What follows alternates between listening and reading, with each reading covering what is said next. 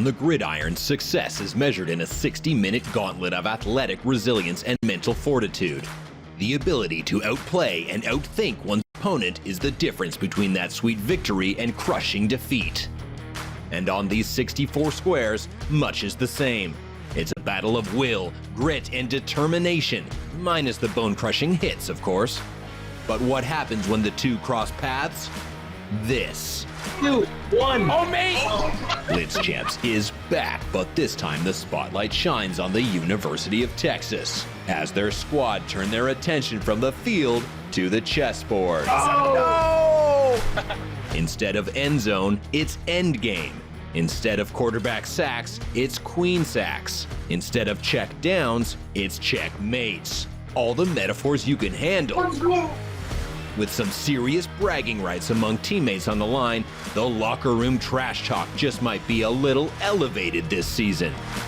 So, put the cleats and pads away and get ready to lead your 16 chessmen to glory. This is BlitzChamps Texas, and it starts now.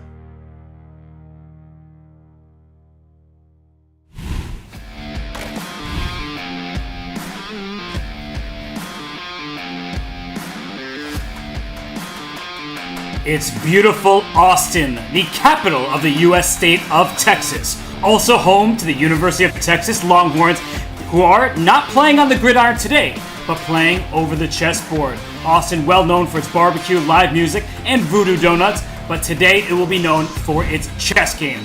I'm Grandmaster Robert Hess. Alongside me is International Master Casa Corley. Casa, it's BlitzChamps, and this time it is Texas.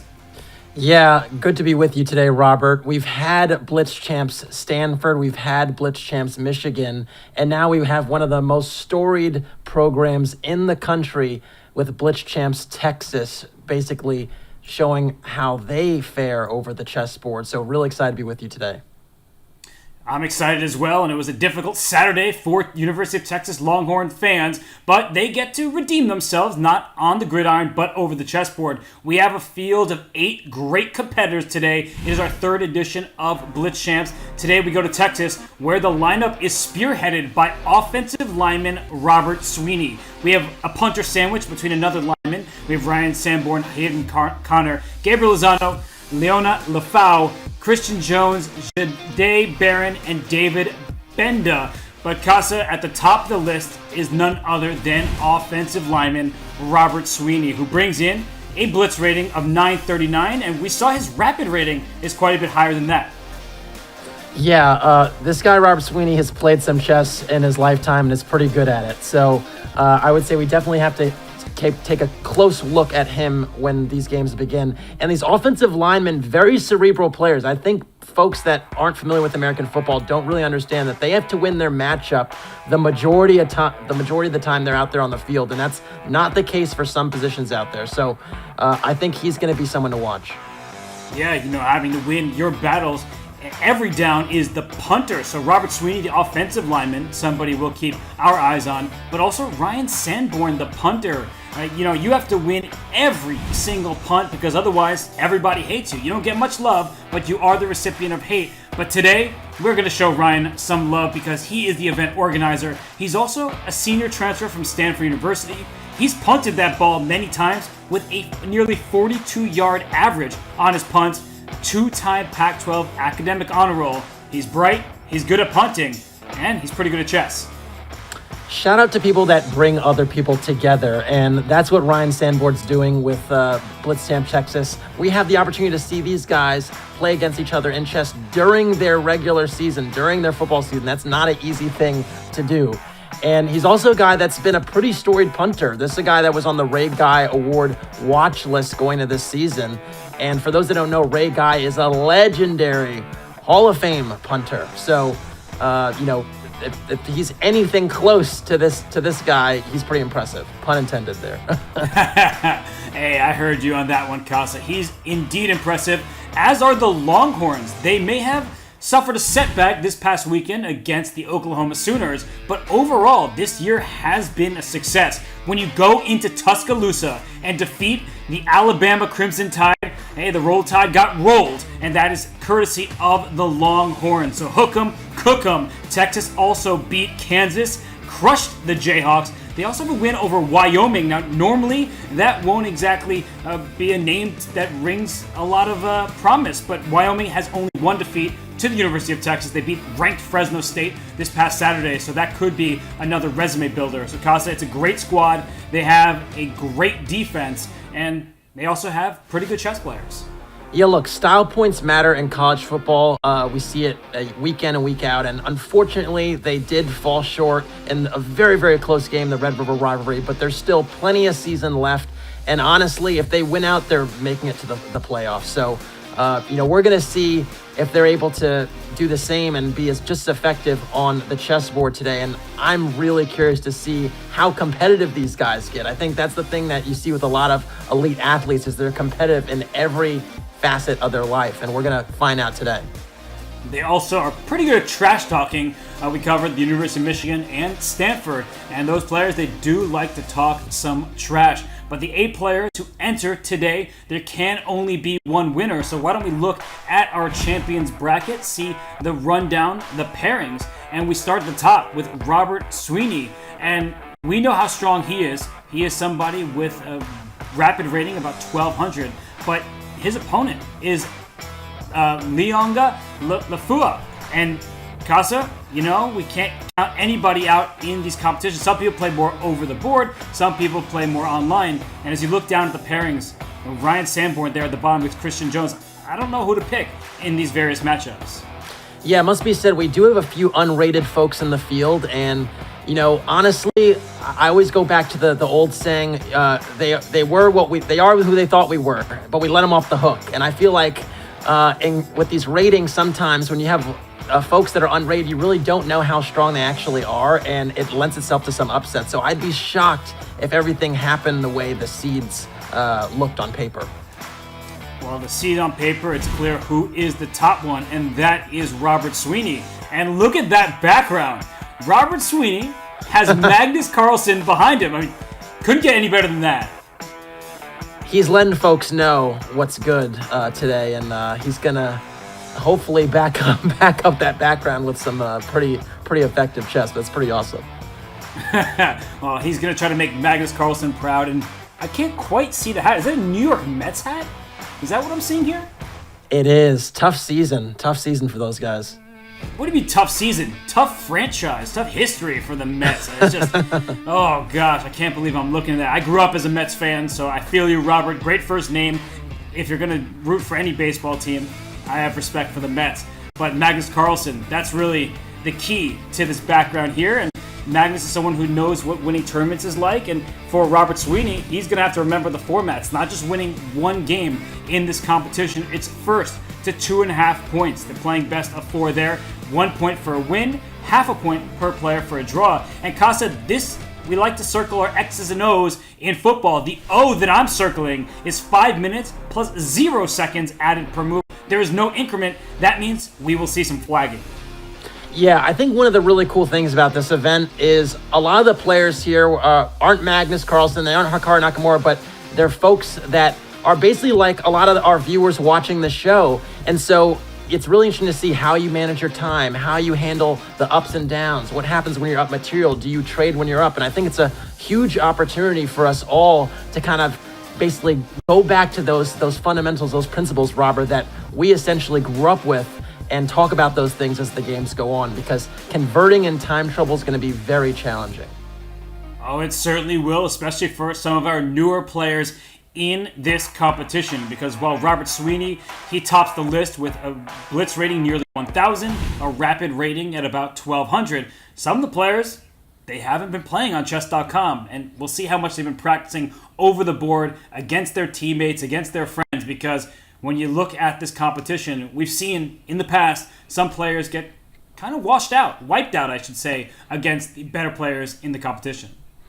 Yeah, one other thing I want to point out is that I believe in the first two BlitzChamps editions we had in Stanford and Michigan, respectively, there were wide receivers that won that event. Now, this time around, we actually don't have a wide receiver playing, but there are guys on the offensive side, and if you looked at the top of that chart in terms of the ratings, it did seem like the offensive guys were at the top. So I'm curious to see if a guy on the defensive side of the ball is gonna kind of show their force today, because we saw that before, that this Texas defense on the Gridiron is pretty nasty.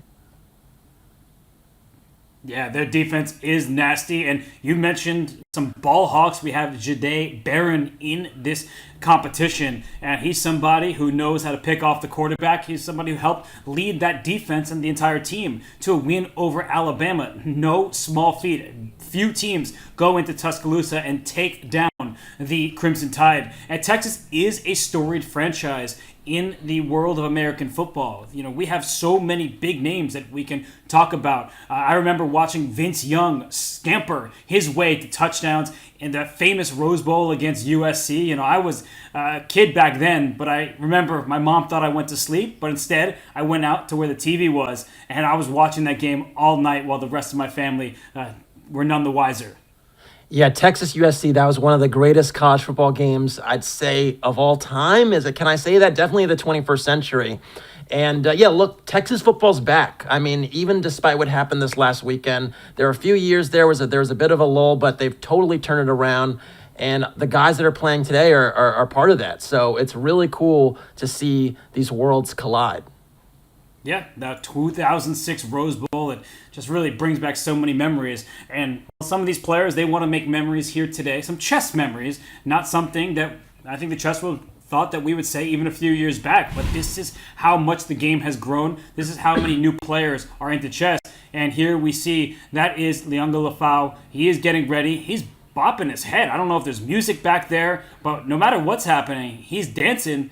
But we know, Casa, that sometimes the players who are the most excited, sometimes they are the ones who stumble the hardest.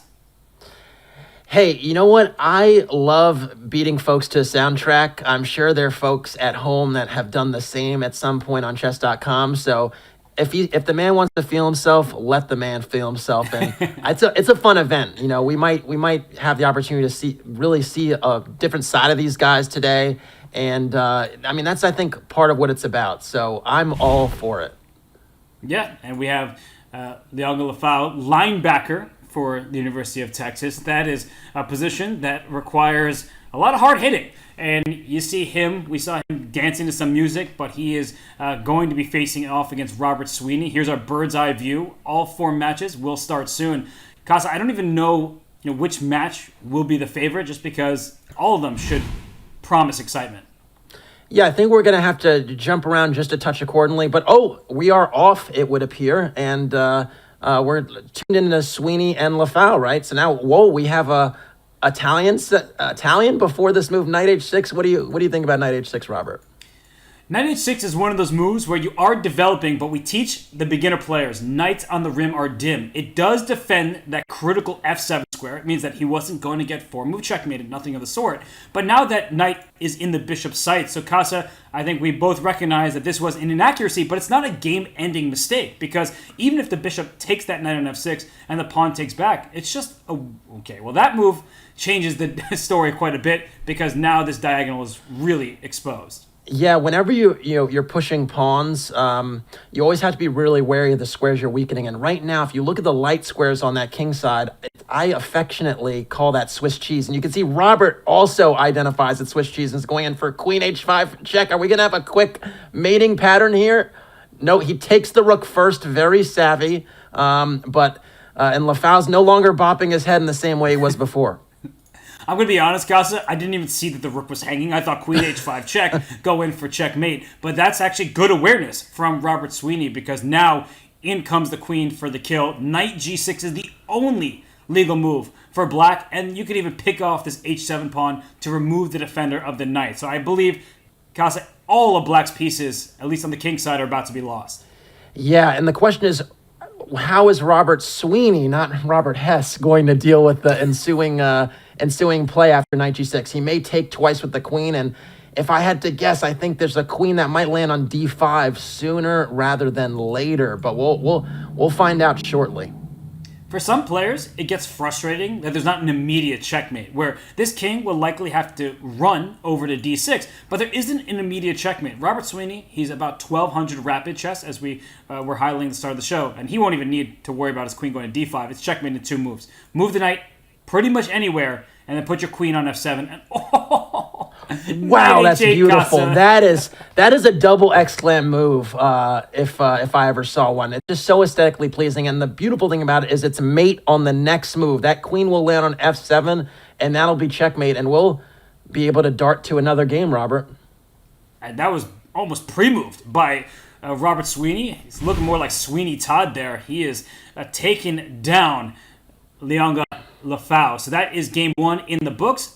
Casa, any of the other games catching your eye? I see the top right. That's a huge advantage for white.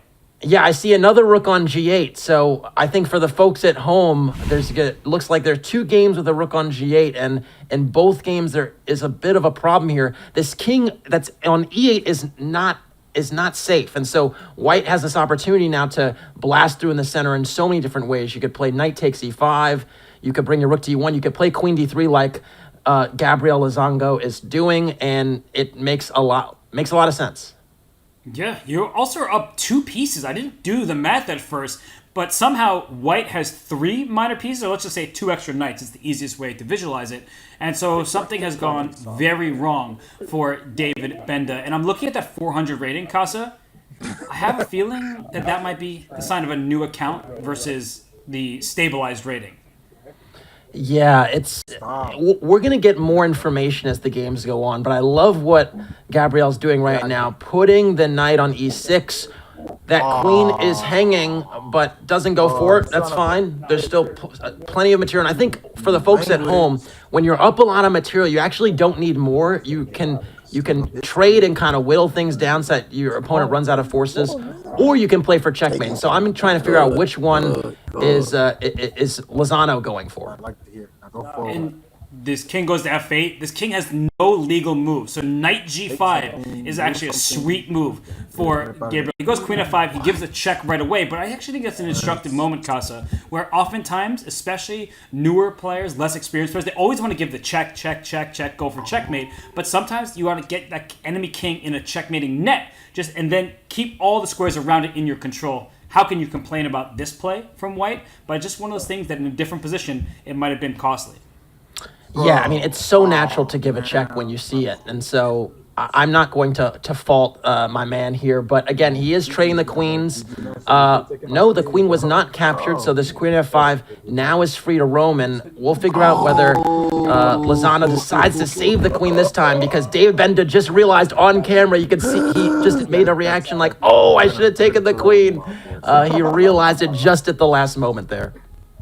Well, they usually say better late than never, and the queen escapes up to d7, and there should be a swift checkmate. He's just bringing all his pieces into the party, and unfortunately for David, he's not taking his opponent's pieces when they're offered.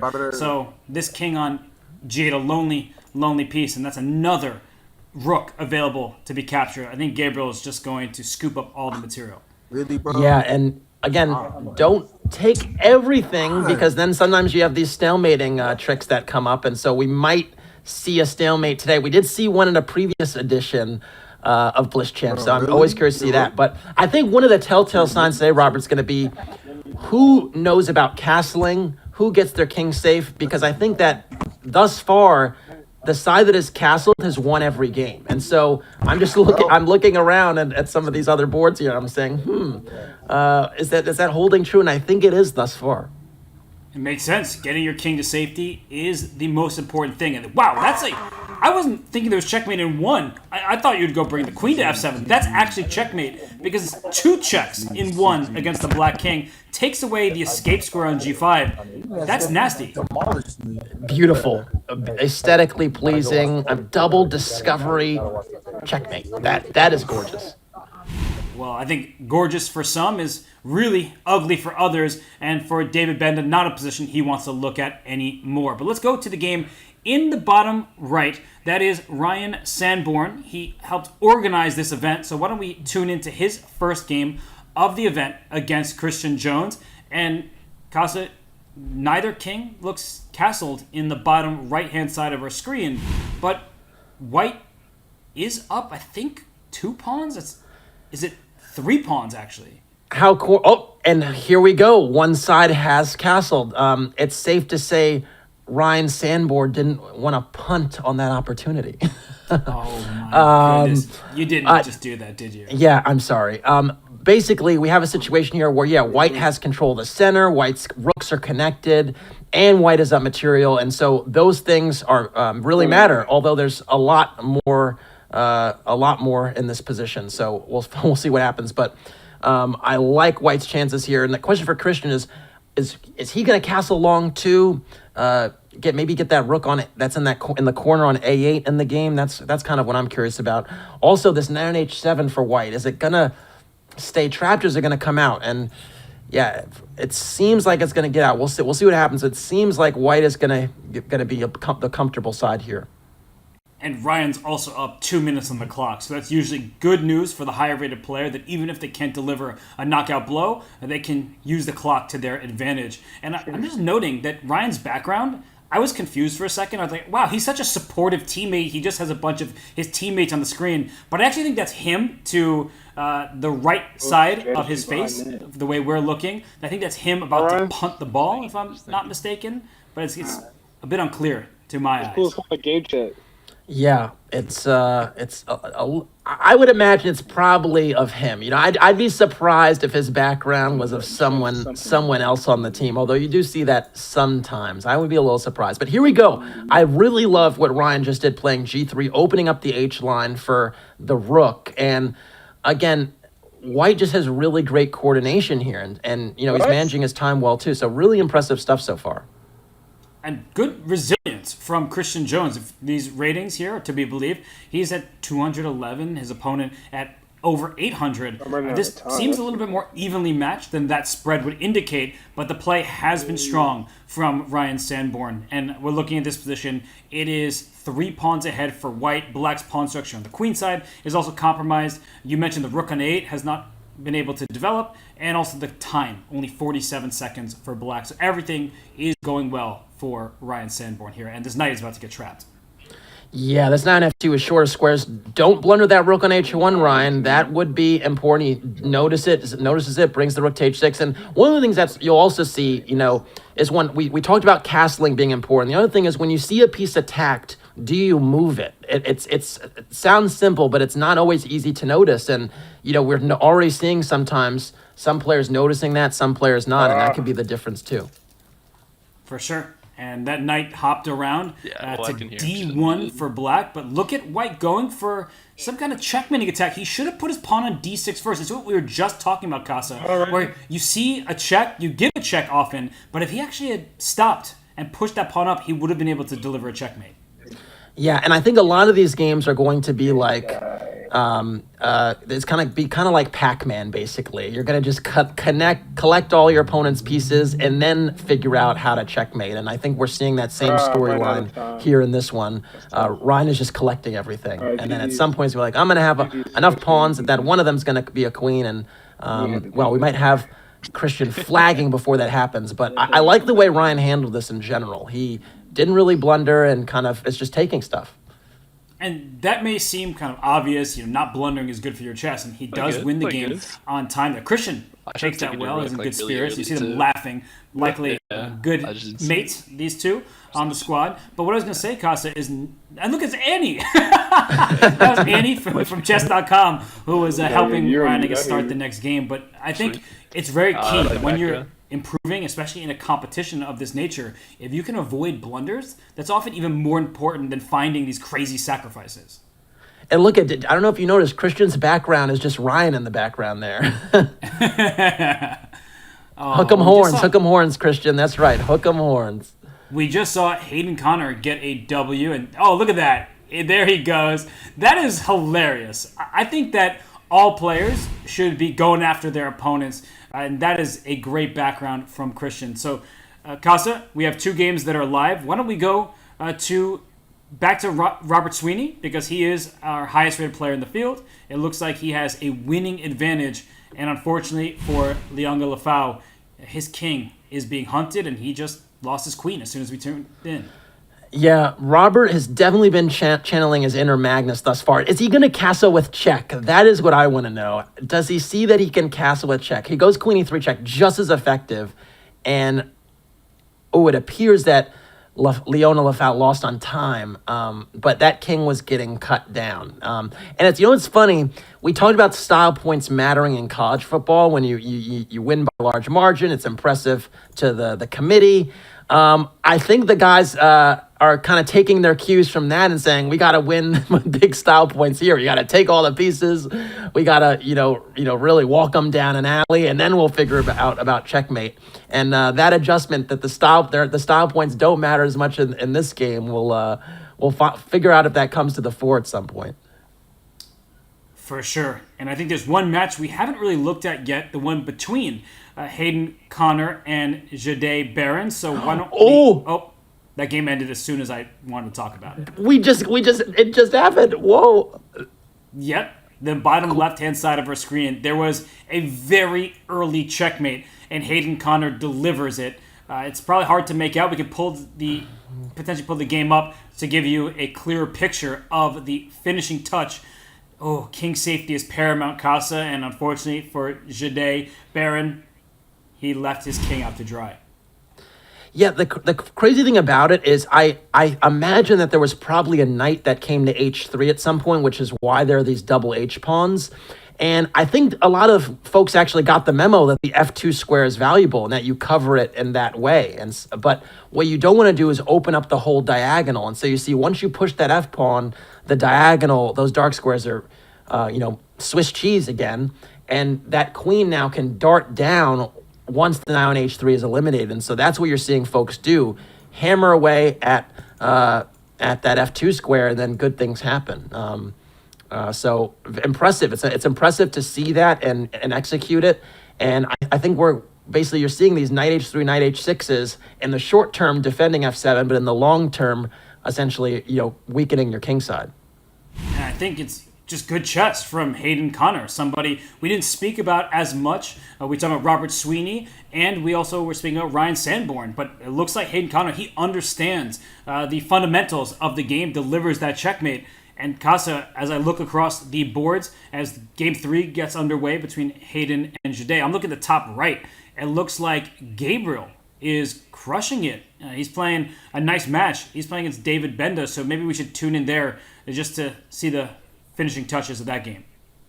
Yeah, I mean, the senior kicker here is, kicking some butt, basically. He's up. Again, style points are mattering in these games, we can say. He's got a queen and a bishop, and it might collect that rook as well. It looks like it's an everything must go sell. I'm sorry. Yeah, unfortunately, for David, it looks like all of the pieces are gone.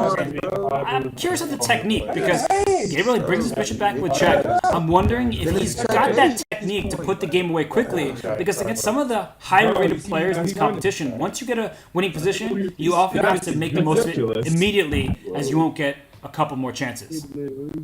Yeah, and really the question here is, how do you checkmate? So you could bring the rook on d8 down to d1. d2 is just as effective, basically using the rook and the queen, those heavy pieces, to combine against the c2 pawn is probably enough to win.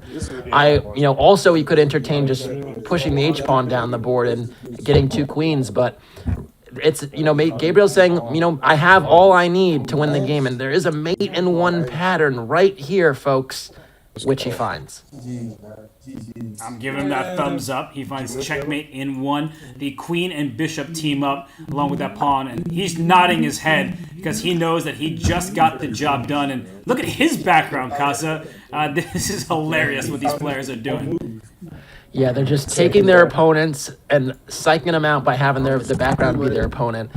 Now, folks, it is a 4-game series, so best of 4 basically. So these folks that are up 2-0, if they get one just half point basically, they secure match victory. So Hayden actually executed another checkmate on the F line on the F7 square now. So he actually has won his match 3-0, and we're looking to see if Robert Sweeney and Gabriel Lozano can do the same. And I want to point out for Jahdae, there is some good news because he lost the games in the same exact fashion, that if he learns how to prevent that kind of checkmate, he will immediately grow as a chess player. So it's unfortunate to have your maybe first tournament experience in front of so many viewers, but it's a learning opportunity. And I feel like you just give him that knowledge, immediately he becomes much, much stronger. So we will come back to his games later, as all the players will play more matches. But Casa, should we go back to Robert Sweeney as he's about to deliver, it seems like, the final victory of the match, and he is going to take this one 3-0 against Liona Lefau. Yeah, I think we can take a look there, because it is just about to end. And I honestly wonder if we had like a little TV timeout, and because we can listen into the players at some point.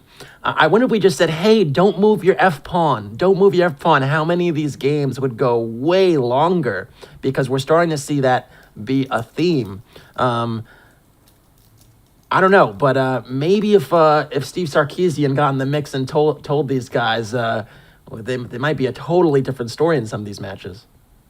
And Robert Sweeney delivers. He takes a drink, and not only Magnus is in his background, it looks like a teammate is back there. It seems like he's having a good time as he takes home his first match victory, 3-0 over Liona Lefau. And yeah, it's good to see the camaraderie. It's good to see more interest in chess, and it's great to see Magnus. Hey, Magnus, welcome to the show. Yeah. Magnus is ubiquitous, So even folks long and far in football and all manner of sport know, if you're involved in chess, Magnus is not too far away. And can we look at this Ryan Sandborn, Christian Jones game? Because we're getting the start knight F3, knight H6, which is intriguing. I am intrigued. I'm very intrigued. Because again, it's like this overprotection of the F7 square that's happening. But in the long term, that knight on H6 doesn't have a huge future. And so that's the tricky part of it. But now we have an Italian game. The bishop comes to c4, staring at that f7 pawn, getting close to castling, and you can see the bar, pretty up there because the white's so well centralized. If you asking yourself what are your checkpoints in the opening, right? It's getting your pieces out, your knights and your bishops, taking control of the center, those central squares, e4, d4, e5, and d5, and castling. And if you ask yourself some of those checkpoints, you see white is a bit ahead on all of those things. And Christian is over there snacking while Ryan's snacking on that e5 pawn. An extra pawn ahead is Ryan Sanborn. And, Christian, I feel like he has basic control of the game right now. He just got his bishop to a better square. He's getting ready to castle. He should look out now that white's last move opened the bishops towards each other. And unfortunately, he wasn't looking in that direction. But I think what I was going to say here is that out of the opening, we see Christian playing on the flank. I'm not sure if he actually had a lesson just on some of the fundamentals of the game, like, hey, develop in the center, try to get your king castled, and unfortunately he's playing a very experienced opponent in Ryan Sanborn. And Christian just realized on cam, you could see him, he just snapped into focus when he realized he lost that knight on h6 by playing g6, and now the king is darting to the middle as well. It's crazy because if you actually think about football, and in most sports, I would say, I always call the center like the super highway through which you get to one side of the board or the other, because through the center you can go left, right, or push forward in the middle. And so I think it's very similar in sports too. If you have the middle of the field under control, in football it's if you attack the middle of the field, or in basketball if you attack the paint, good things happen on the flanks. And I think you basically switch up that order of operations, and it's something that a lot of these guys would understand. For sure. And, well, it seems like the players are talking to one another, so why don't we tune in, get their mics available for everybody, because I'm curious how friendly the talk is when one player is about to go up 3-0. He got me on this one. I'm not even gonna lie to you. I think where did Ryan go? He disappeared into his computer. GG's, man. Okay, well, apparently The players, Is there a they way keep that I could get out of this? they keep talking. They're having a good time over there. And Casa, it looks like checkmate is near. I can't get out. Yeah, this king will try to run away to d8, and that's what Christian's doing, and maybe dart over to c7 as well. But I think Ryan has his choice of how he wants to handle it. My personal preference would be to bring that knight that's on b1 that's undeveloped and hop it twice from c3 to d5 or c3 to b5 to take away the c7 square. But again, style points has been the norm, and we're going to see a little bit more Pac-Man style play where you collect more pieces just to remove any whisker of a doubt that your opponent has anything. Never back down. I like your point, though, that if this knight were able to get to d5, which it can, and maybe he's using the other knight to circle back to d5, that takes away the king's escape scores. And Christian runs with his king before it's too late, and the knight does come to d5 with fork. So, Casa, I think that was a good moment from both players. It's just that Ryan is so much material ahead. Yeah, and again, it's funny, just to be clear, when I was, 700, 600, I was doing the same thing. Here we do have a mate in 1 here, or mate in 2, there's queen e7, check, that's mate in 1, and there, Ryan finds it. But just to finish that point, I was doing the same thing. When you're up a lot of material and you want to kind of remove the chances from your opponent, sometimes you just feel like if I take all this stuff, then they're not going to touch me.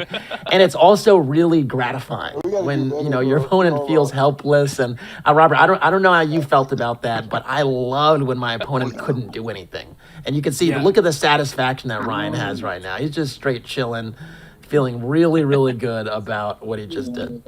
It's a show of dominance in a way. You're like, you are helpless, you are floundering, and I'm just going to grab everything, and there's nothing you can do about it. But look at the respect here.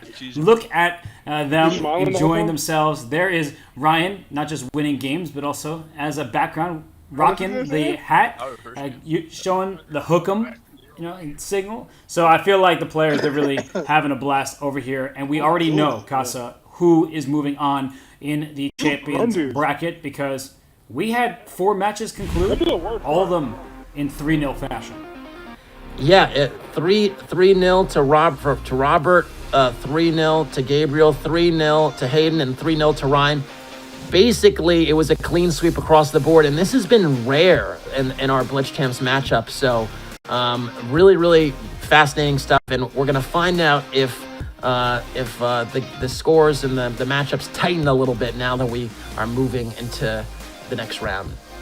Yeah, the players do get closer in strength as we move forward here, and we see our champions bracket semi-final matchups. We have Robert Sweeney taking on Gabriel Lozano, and we have Hayden Connor taking on Ryan Sandborn. So, Casa, given what we just saw, do you see any favorites there? I think Robert Sweeney is a favorite. He showed us a few different versions of checkmate on f7, which I think is pretty impressive. And I'm going to go with Hayden. Hayden also showed me something as well. So I think is Ryan maybe a slight favorite over Hayden? I like Hayden in that matchup. Okay, well, we'll see, because Hayden's games were done that quickly. We also have consolation matches, so just because people lost their first round does not mean that they are going anywhere. And speaking of, just because today is a one-day event doesn't mean that you should go anywhere, because there is so much action in the chess world, in particular in the college chess sphere. The Collegiate Chess League is back. Tune in every Saturday for Team Blitz matches between the top talent in American college chess, including players like Benjamin Bach, Grigorio Parrin, and a wonder Liang. Catch us this Saturday at 2 p.m. Eastern Time, wherever you watch Chess.com streams, and use the command CCL in chat for everything you need to know about the season. Well, we're going to learn more about the University of Texas Longhorns football season. We're also going to learn more about their chess. So we're going to hop on over for a quick break, but when we return, the action continues in Austin. The University of Texas Longhorns are playing some good chess.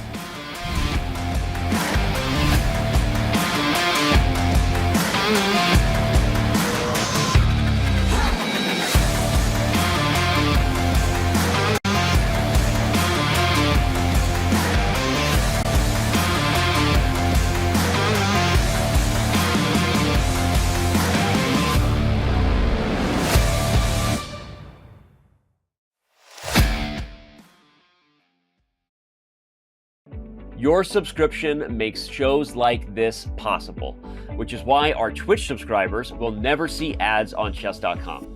Connect your Chess.com account and Twitch account at go.chess.com/connectaccounts, and bang, boom, voila, you're done. 100% ad-free bliss forevermore. Whether you're following our events on site or on stream, type the command connect in the chat, and thank you for helping bring these shows to life.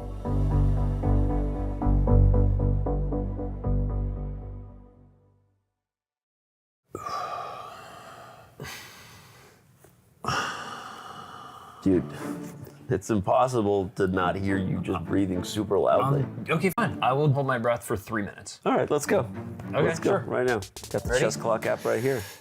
Almost there. And you did it. What can you do for 3 minutes? My wife says not a lot, but I can plank. Keep that big butt down. Dude, nice. 2, 1, you did it. Wow. I feel better. Oh, yeah. You were timing me? Yeah, you were in there for 30 Oh, minutes. man. Let's Sorry. play some chess and get some dinner. Let's do it. Time odds? Yeah. Okay. You bring a clock? Oh, I left my clock at home. Dude, you idiot. I told you to bring it. Let's just go get something to eat. Okay. Download the new Chess.com clock app so you can time yourself playing chess or whatever other dumb stuff you and your friends do.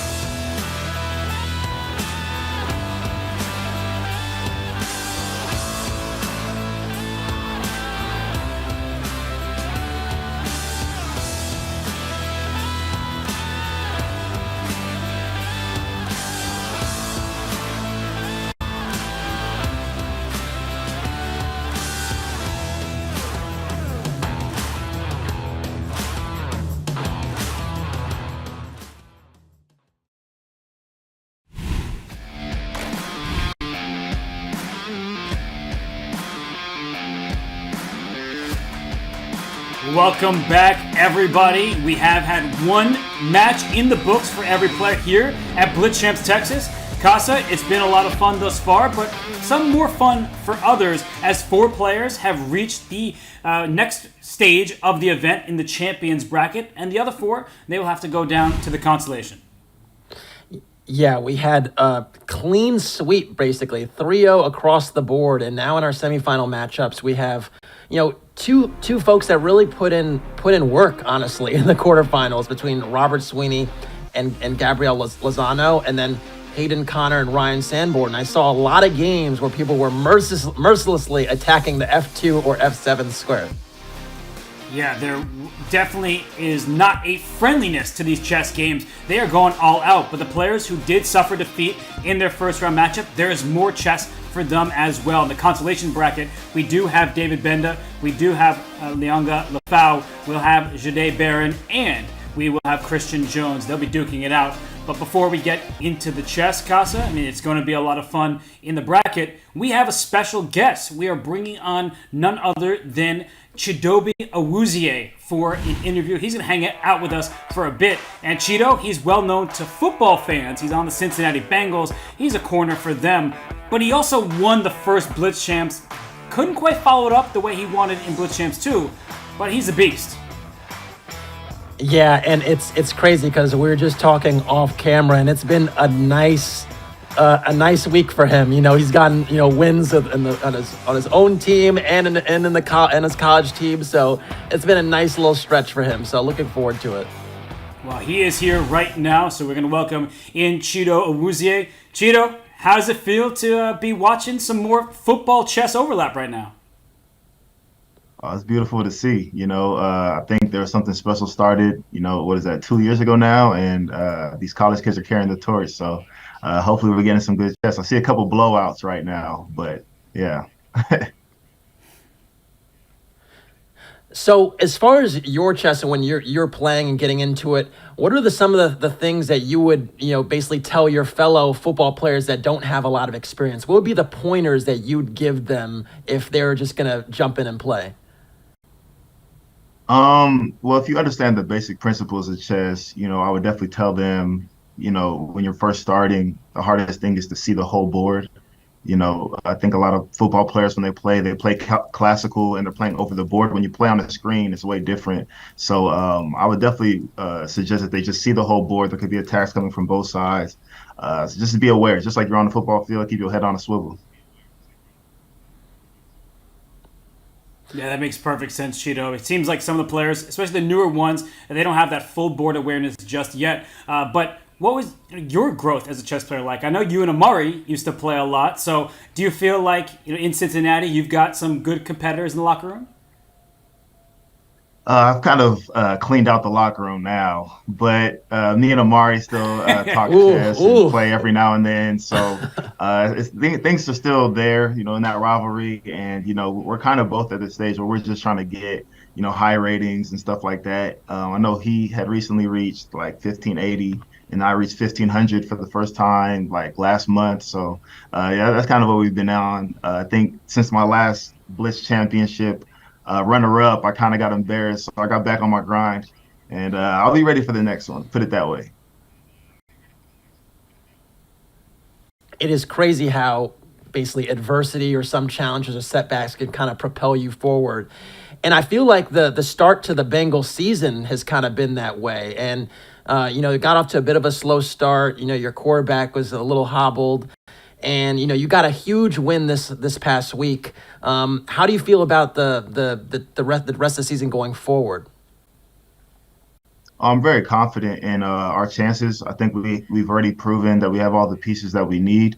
The thing about the NFL, it's a big season of just momentum, and I think that first quarter of the season, usually as football players, we like to look at the season in 4 quarters. You have that first 4 games, second 4 games, third 4 games. Now you have basically 5 games in that last quarter because of the added game in the season. But now we're in the second quarter of the season and we're 1-0. So, we treat it like a brand new season, and hopefully this win gives us the energy and boost that we need to keep it going, and also a formula to keep winning as well. Gotcha. Yeah, Chido, I love that mentality. I mean, next game up, next man up, that's always what you're saying. And speaking of new mentalities and some pretty loud mentalities, what do you make of Coach Prime at your alma mater at Colorado? Are you loving what you're seeing from the Buffs?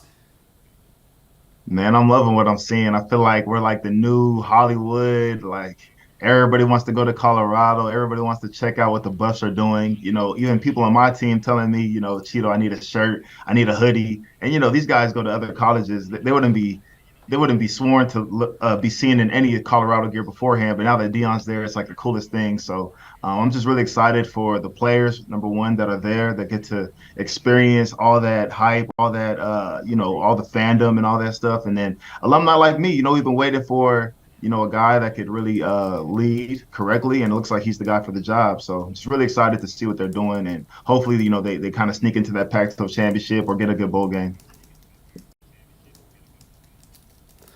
You mentioned splitting up the season into quarters, and I kind of love that. Like, you have like the first 4, next 4. Now there's an extra game, so it's a little hard to do that. But Do you think about the chess game in the same way? Like, how do you approach games that you're playing? Like, I'm just so curious about that because I feel like everyone's perspective is different. You know, whether regardless of their level, you could take the things you could take your experience off the board and kind of put it on the board. For sure. I think, when in the beginning, I think the biggest struggle is the opening, especially for beginner players, which I guess you could still put me in that bracket. But, playing an opening to, the book and playing it correctly and knowing, exactly how to counter the game. And then obviously you have the middle game. I think that's where, the pure genius or if you know tactics or if you're just a smart guy, maybe you can, kind of default on that versus, your actual chess knowledge. And then you also have the end game, which again, I think is very tactical and you have to be exact. But I think right now in the stage I'm in, it's like the opening is very important to set my pieces up right. And then in the middle is kind of where I start to be able to get creative. And then the end game, I always told Amari when we used to play, I'm like Magnus Carlsen with the end games, but I was definitely a much lower rating than obviously Magnus Carlsen and a lot of people. But I like to think that way because if it was me, a king, 2 pawns versus his king and 2 pawns, I always thought I had the upper edge. So yeah.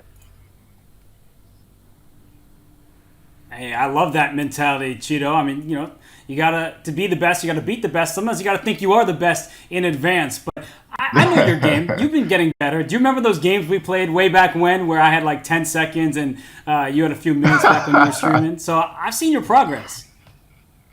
Yeah, definitely. I think that was the birth of something very special for me. Just seeing how involved the chess community is. The chess community is one of the best communities I think in all of streaming and gaming or whatever you want to call it. It's just a very good community.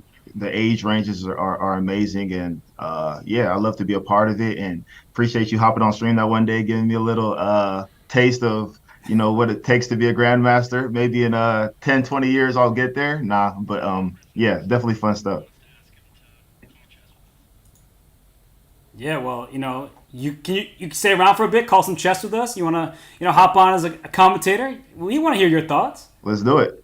Yeah, let's do it. Let's go. All right. Well, we're going to have all 4 matches starting in a moment here, and we'll pull some of the games up. Of course, the first round of action, they were clean sweeps. They were pretty one-sided. But as we get into these later matchups, Cheeto, you know all about this. Some of these matchups, they get much tougher as the players even out. So we'll probably start with Robert Sweeney. He's 992 in Blitz, but 1200 Rapid, and he's playing against Gabriel. So, Cheeto, you like what you're seeing out of the opening thus far? Yeah, I mean, obviously, pawns aren't protected. Beginner players, but that's to be expected. Probably just thinking about attacking. So we'll see what goes on. He's already going for what you call that, the fried liver. So, okay. Yeah. Oh, do you have any? Did you like playing against the fried liver or playing with it? What's your take on which side would you prefer if you were dealing with this one? At this level, definitely I'd prefer white's chances, just because I mean at this stage of chess, if you're on black and you're feeling attacked, maybe you make a couple of mistakes. But it looks like black is definitely playing very well right now. Robert, I'm actually shocked. This is an incredible level right now that we're seeing with this. Yeah. This is insane. This is like preparation, basically. I feel like Gabriel is hustling out here because this is a variation that you would have to study to play. White is about to get checkmated because this rook is hanging, and the only way to save the rook is to slide it over, and then he has to move his queen back to e4, and this game is about to be over. Like, this is a shocker to Robert Sweeney, who's the highest player. The king is going to run out of moves, and hey man, this is just how it goes sometimes. If someone does the work, puts in that work, gets that coaching, there's sometimes not much you can do. Yeah, and Jahdae, if the rook does go to f1, then the queen can dart back to e4 with check, but then the bishop has to block, and then there's a smothered mate. Do you see that smothered mate? Oh, okay, he blocked with the queen. So he actually saw that he decided not to get smothered mated, but yeah. That is fire. Whoa! He take queen with his knight. Yeah, that's what I'm saying. This Now, level, the interesting you thing never know is, it. This is chess at its purest form right here. You don't never know what's gonna happen. it makes it entertaining for us, So the funny thing about it is Black is still up a piece, still in control, and it's a question of converting. And I always feel like there's two ways to convert in a lot of positions. You can trade all the pieces, or you could checkmate. Which one do you prefer, Cheeto? If I'm facing a stronger opponent, I'll definitely just trade pieces and try to get, use my advantage, use my board control and stuff like that. But when I'm playing Blitz, things can get a little hasty. I might just want to crush somebody too. So. Yeah, I feel it. It's funny because I feel like in football it happens all the time where it's like, do you essentially, run the ball, just like run out the clock? There was a team in college football this week that didn't take a knee and they lost the game. And so, that was terrible. I just feel like sometimes, that was historic, right? That was historically strange, to put it kindly. Man. So that's one of those unforgivable moments where like you just do the simple thing. Nah, for sure. I think you definitely always want to play the percentages. If you're in a halftime or end of game situation and you can, run out the clock to win the game, run out the clock to win the game. I feel like a lot of people that play Madden, even they may be up on the score, but then they want to get the extra touchdown just to rub it in the person's face, and then they end up throwing a game losing interception for a pick six. So you don't really see it in real life, but that was very unfortunate was that the Miami Hurricanes? So. Yep. Yeah, that was crazy. That was crazy. All right, so the game did even out a little bit. White's king went on this Sherman's march to the G4 square and took that bishop, and all of a sudden the tides have turned again because there's discovery check. This rook on h8 is hanging whenever Robert might feel like taking it. Not to be confused with Robert Hess. We're talking about Robert Sweeney over here. And we might get a few more twists and turns. Yeah, we are. He didn't take that rook in the corner, and now, the eval bar, it's like a seesaw right now going up and down. And there are opportunities, like this move rook f5 at the right moment with both pieces, but I can't predict anything, Cheeto. One question I have for you, as this game is just getting crazy over here, is be honest with us. Do you ever think about chess while you're on the football field? Come on, tell us the truth. All right. I think about chess when I'm in the locker room. That's probably as furthest as chess gets into my head. But once I exit the locker room onto the field, it's all football at that point. The man's got to be locked in, Robert. But you know what? Yeah. Actually, I will put it. One thing I will say, and because now you play chess, you're enveloped in the chess world. So often we hear coaches being like, "It's a chess match. It's a game, moving the pieces on the field and so on." And now that you play chess, are you more and positive or enthusiastic about those analogies, or are you just like, man, you don't even know what you're talking about? They never really know what they're talking about. They just know that chess is complicated to them, so that basically for them is like something that's hard to understand or takes preparation and stuff. But you ask these guys that say these things, if they actually play chess, they probably stopped playing a long time ago or aren't very good. No offense to all my football guys out there, but yeah.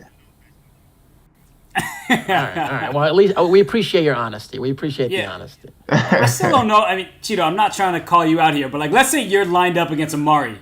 You're really not gonna rag on him for beating him in chess. Like, if you guys are on the field there, I feel like that's part of your dynamic now. Yeah, I think that's part of our dynamic. And, interestingly enough, I face him twice a year now since he's on the Browns. And, we played last year and then we played the first game this year.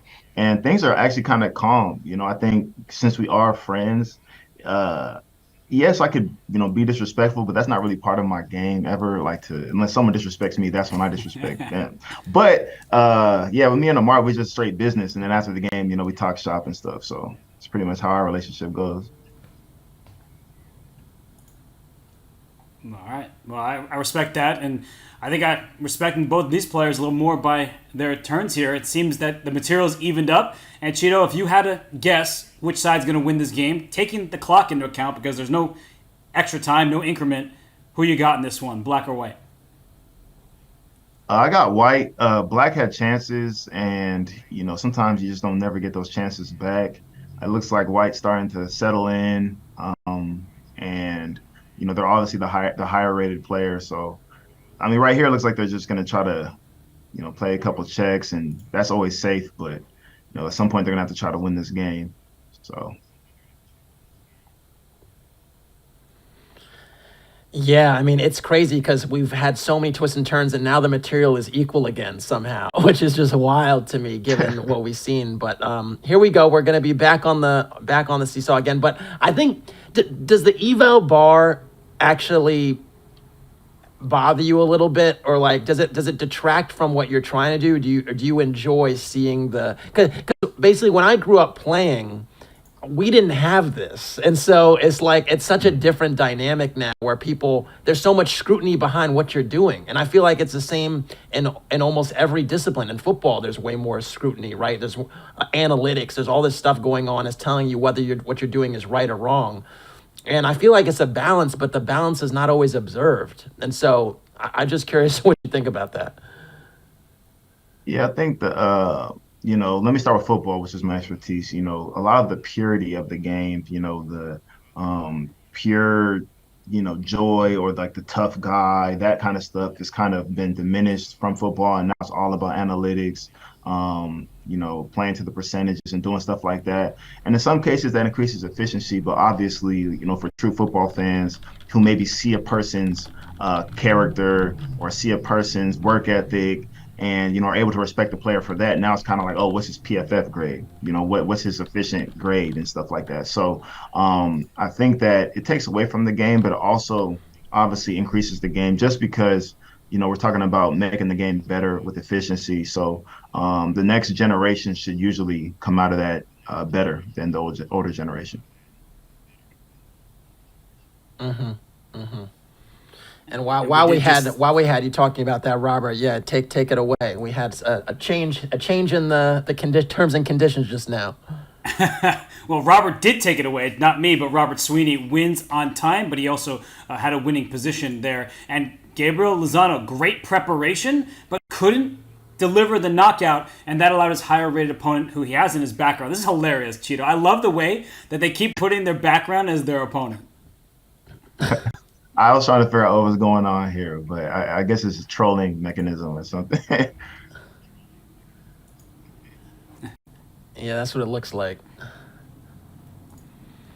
Yeah, well, it looks like the trolling didn't quite pan out for Gabriel. He had a great start, but it didn't end in his favor. And so, Cheeto, I just want to ask you, as by the way, the first game between Hayden Connor and Ryan Sanborn was a win for Hayden. I mean, how do you feel when you feel like you prepared a good game, but you can't quite find the way to finish? Does that happen to you sometimes, and how does that affect you in your analysis? Oh yeah, man. Mental errors are the worst. Obviously it's stuff that you are prepared for. You knew that was coming, but you didn't do what you know. I remember when I became runner-up of the last tournament, my mom had texted me, Cheeto, these mental errors, this is the same stuff in life, I'm like, oh my gosh, man. So I got to get up my A game. So definitely they linger for a little bit, but you figure out what you did wrong, then lock back in for next time. Yeah, I'm going to keep it all the way 100. I throw out my losses, like, just mentally as soon as possible. Like That's because if it lingers, right, like it's so tough when it lingers because it just affects the next game or the next moment or the next series, right, or the next down, however you want to chop it up. And but sometimes they do linger, so it's always funny to see how easy it is to actually throw it away. No, for sure. I think it's definitely important to flesh it, analyze it, then flesh it. But yeah, when it comes to chess, at least, it's something that I definitely feel like I have stuff. I grudges with certain players because they got the best of me, and I need to get them back. Well, Cheeto, before we let you go, we got to hear some names. Come on, who do you got a grudge against right now? The Blitz champion last year, got a grudge with him. Amari Cooper, we have an eternal grudge that will go till we die. I have a grudge with Joe Burrow. He actually beat me last time, so congrats to him. Yeah, those are say my three grudges. Wait, but you said that you run the locker room and he beat you the last time you played, so I feel like those two don't really add up right there. See, the thing about it is the locker room's a very fragile place. You have a starting quarterback who is injured. I'm trying to give him a little confidence boost, I don't want to do my, what I'm saying? I'm just trying to give him a little confidence boost, something he can hang his hat on. So that has more to do with that. Hopefully he's not watching this and he takes that win to his heart. So good. Football player and psychologist. We love it. Oh, well, Cheeto, I mean, we appreciate you hanging with us, stopping by. Always we love having you. Maybe you and I got to get some games in soon. So, as always, feel free to hit me up. But in the meantime, we'll let you go. We know you got a lot going on, but we really do appreciate you stopping by and hanging out. I appreciate y'all. Find me on chess.com. And, yeah, we'll definitely get some games in. Yeah, excited to see these guys who dukes it out and wins. All right. Peace. Thanks so much, Cheeto. We will be hearing from him soon. Casa, Cheeto is awesome. I went into Cheeto's stream. Like, that's how it all started. He was just streaming some chess, and I just, challenged him while he was on stream. And he lit up, and he just savored the opportunity to play. And he actually, I think, beat me in one of the games, if I'm remembering correctly. So I think I have a grudge to score with him. Hey, competition it's real, and I think when you're dealing with elite athletes too, right? That competition can permeate so many different things beyond your number one discipline. That's what I love to see is people that have that kind of dogged approach to things they're actually not yet great at, and you could definitely just sense the energy there. I love it. So really good to see. And you say energy, and I look at this position. There's a king on c3. So the last move was a mistake, queen to b6. There was a drawing mechanism. I can just quickly go back and show that here, queen b6 was an error. Queen d4, king d2. This can go back and forth and force a draw. But instead, the queen went to b6, and another mistake followed up. Casa, if black throws in d5 at any point, queen takes b4 is a checkmate threatened. So this is something that's very easy to overlook for Ryan Sanborn. Yeah, and I'm not putting it past Hayden here. I think Hayden has done really well, given that he basically lost a massive amounts of material early to kind of keep the game going. And I like his intention, even though maybe not followed up in the best way. I like the intention. Now I'm a little bit concerned about queen takes a1 here, which is supernatural because now after bishop b2, it's actually the queen on a1 that is trapped, and Ryan finds it. I might have to start calling him Ryan Corley over there because you spoke it into existence. He finds it. That queen is trapped. And Casa, it's so frustrating when you play a natural move that picks up an entire rook, and yet your queen is the one that is going to suffer the consequences. That's trapped. It's protected. All of White's pieces are safe. So this is going to be now cleanup duty for Ryan Sanborn. Yeah, and I will say this. It's so often when you see these queen traps actually happen, you look at the rest of the pieces the opponent has, and they're not doing anything. And so the problem there is that after queen takes a1, a few moves back, all of black's other pieces were basically on the back rank and not really influencing the game, and that's why that stuff happens. And so when you're really trying to figure out whether something looks good or is decent, ask yourself, how are my other pieces doing? And usually you take that temperature check and you're able to figure out whether you're doing the right thing. And here we go. Excellent sacrifice by Ryan with knight takes d6. He sees the mate in 2. There's going to be checkmate on d7 on the next move. That was nasty. He saw this. Oh, okay, I take it back. He didn't see the checkmate, but he did see a way to win even more pieces. And I think he's pre-moving out there. He's up 2 minutes on the clock. He's up, I don't even know how much material. A knight, bishop, rook, and queen. And so he is getting the job done, but he's evening up this score. So, Costa, this feels like a match that can go either way at this stage. No question about it. And whenever Ryan is doing well, he smiles. So if you just want to look and check him out on camera, when he makes a move and he feels good about it, he smiles. And he has like a light smirk going on right now. He's a bit more focused now, but he's going to probably reel this in either on the board or on the clock very shortly. And I'm trying to figure out what's in Hayden's background right now because they're trolling each other, and that is a win for Ryan. He evens up the match. Whoa. What is happening there? Look at that. That must be a very, very young photo of of our guy. That is a young photo of Ryan, right? And here we go, a young photo of Hayden to follow it up. You love to see it. I wonder if they had a communal pot of pictures where they all just sharing the photos with one another. That was the first time. Otherwise, they were digging deep. Maybe they hit up each other's parents like, "Hey, can you send me an embarrassing photo of your?" Not that photo was embarrassing. Not to insult a football player live on camera. It was a great photo. It's really nice. I'm glad that we showed that. We're about to see a checkmate on the board in Liona Lefau's game. I see this. I always love to call this checkmate X marks the spot. It's in the bottom left against David Gbenda. The queen and the bishop are almost like making an X marks the spot on the G7 square. Do you see what I'm seeing there? I'm seeing what you're seeing. It looks like it's about to be a checkmate. They call it also the lobster pincer. That's what it's been known as, thanks to XQC.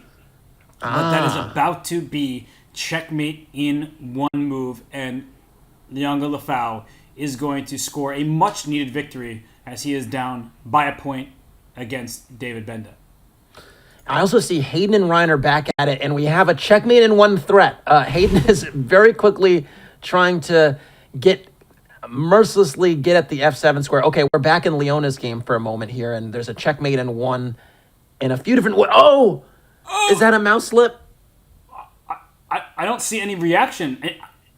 Oh my gosh, and there's no other move but to take the queen, right? You can't move your king anywhere. There are no legal moves for that. It could have been checkmate in one, but instead he drops his queen, and black has not spotted it yet. Oh my! I think David's just like, what happened? I can take the. Well, I think the first thing you have to realize is that it's not checkmate actually, because if you don't see that the queen could be captured, you're trying to figure out where to move your king, and you won't be allowed. And here we go. David found HHG6, and now Liona is looking around like, man, what just happened? I think they might be near each other. The way they were just looking off screen and laughing and talking. I hope that they're in the same room, but I hope for Lefau here, he's going to drop his bishop if David sees that. Get up out of there. Get up out of there. Second, things can get out of hand.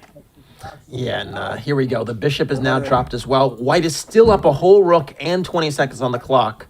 So David's going to need a lot more help to get out of this one, but he is alive. Oh, he's alive. He's kicking. White has a ton of extra material. So with proper play, with best moves, of course, White is in the driver's seat, and I love that move. Push your passed pawns. The black king is stuck on the side. Why not a rook lift and go for checkmate if that black rook were ever to leave the king's defense? So you're pushing a passed pawn. Okay, rook takes h2. That's going to lose you a rook, and then the rest should be a matter of technique, as they say. Yeah, I think the ladder mates typically reign supreme in the BlitzChamps events, and this rook could get to h1 shortly. And we can hear the players chatting. I heard a bro and some crunching, so it sounds like it's snack time. nope. David is juking those checks. You want to do a little trade? I'm thinking I could just do the same thing. Nope. I know. And you can hear some of the other players in the background. I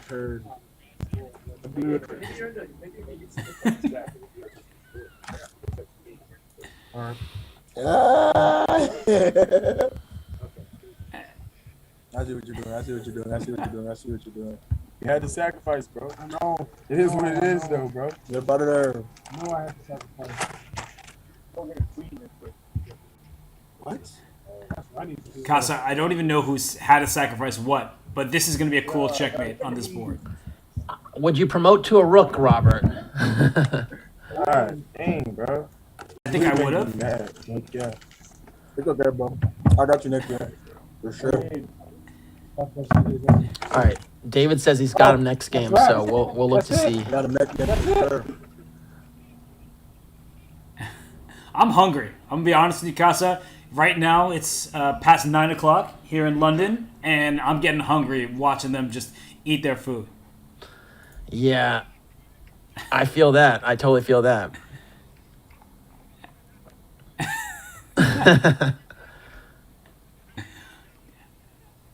I don't even know what they're talking about.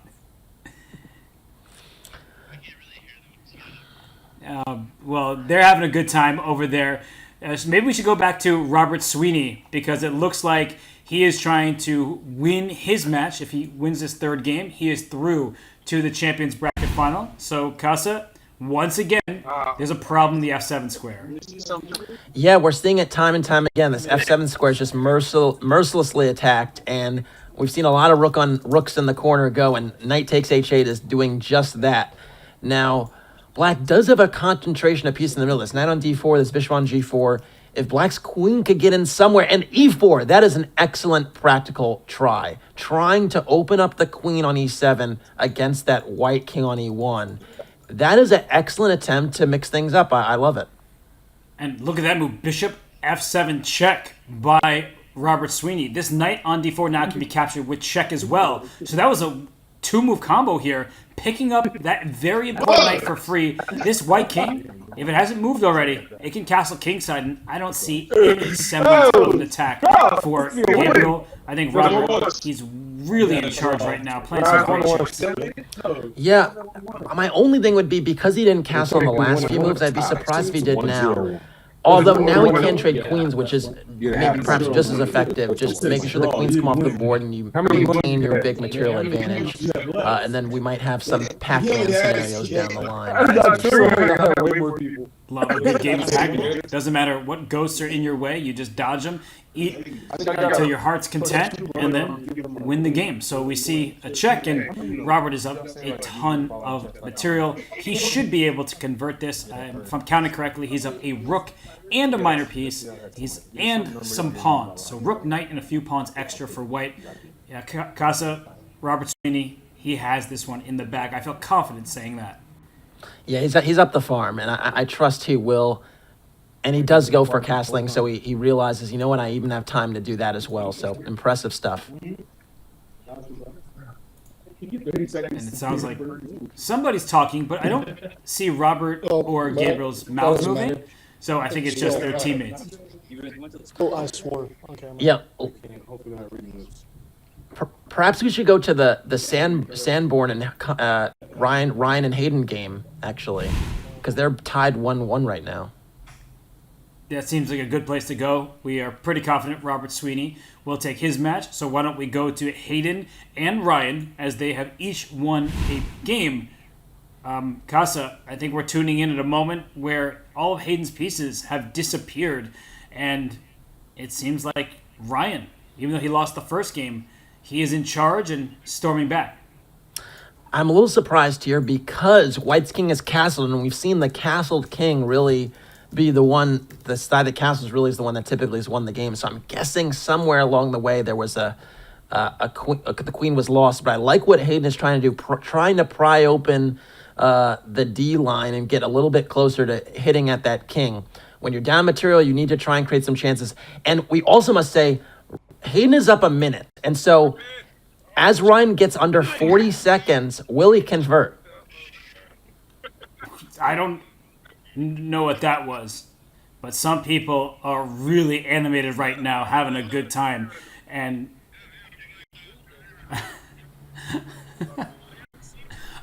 Casa, I gotta say, I love it. I love it when the players are pumped up. Yeah, it's awesome. I'm honestly really curious whether Ryan will win this in 30 seconds. I'm just busy enjoying whoever's talking in the background. They're having a great time.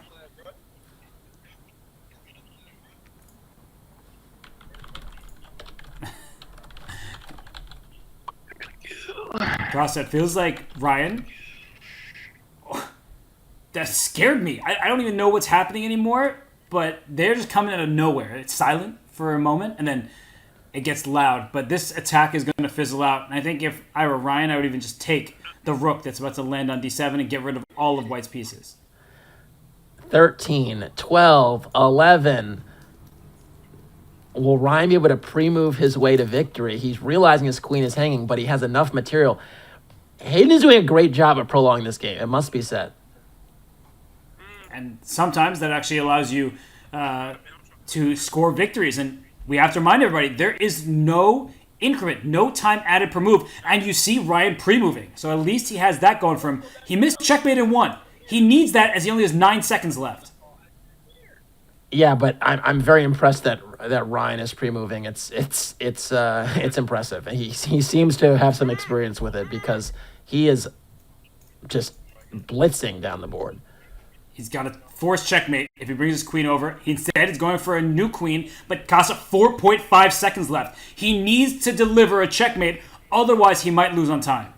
Yeah, given that Ryan's been pre-moving, I'd make a tricky move with the knight, like or pawn. There we go. That's a good choice.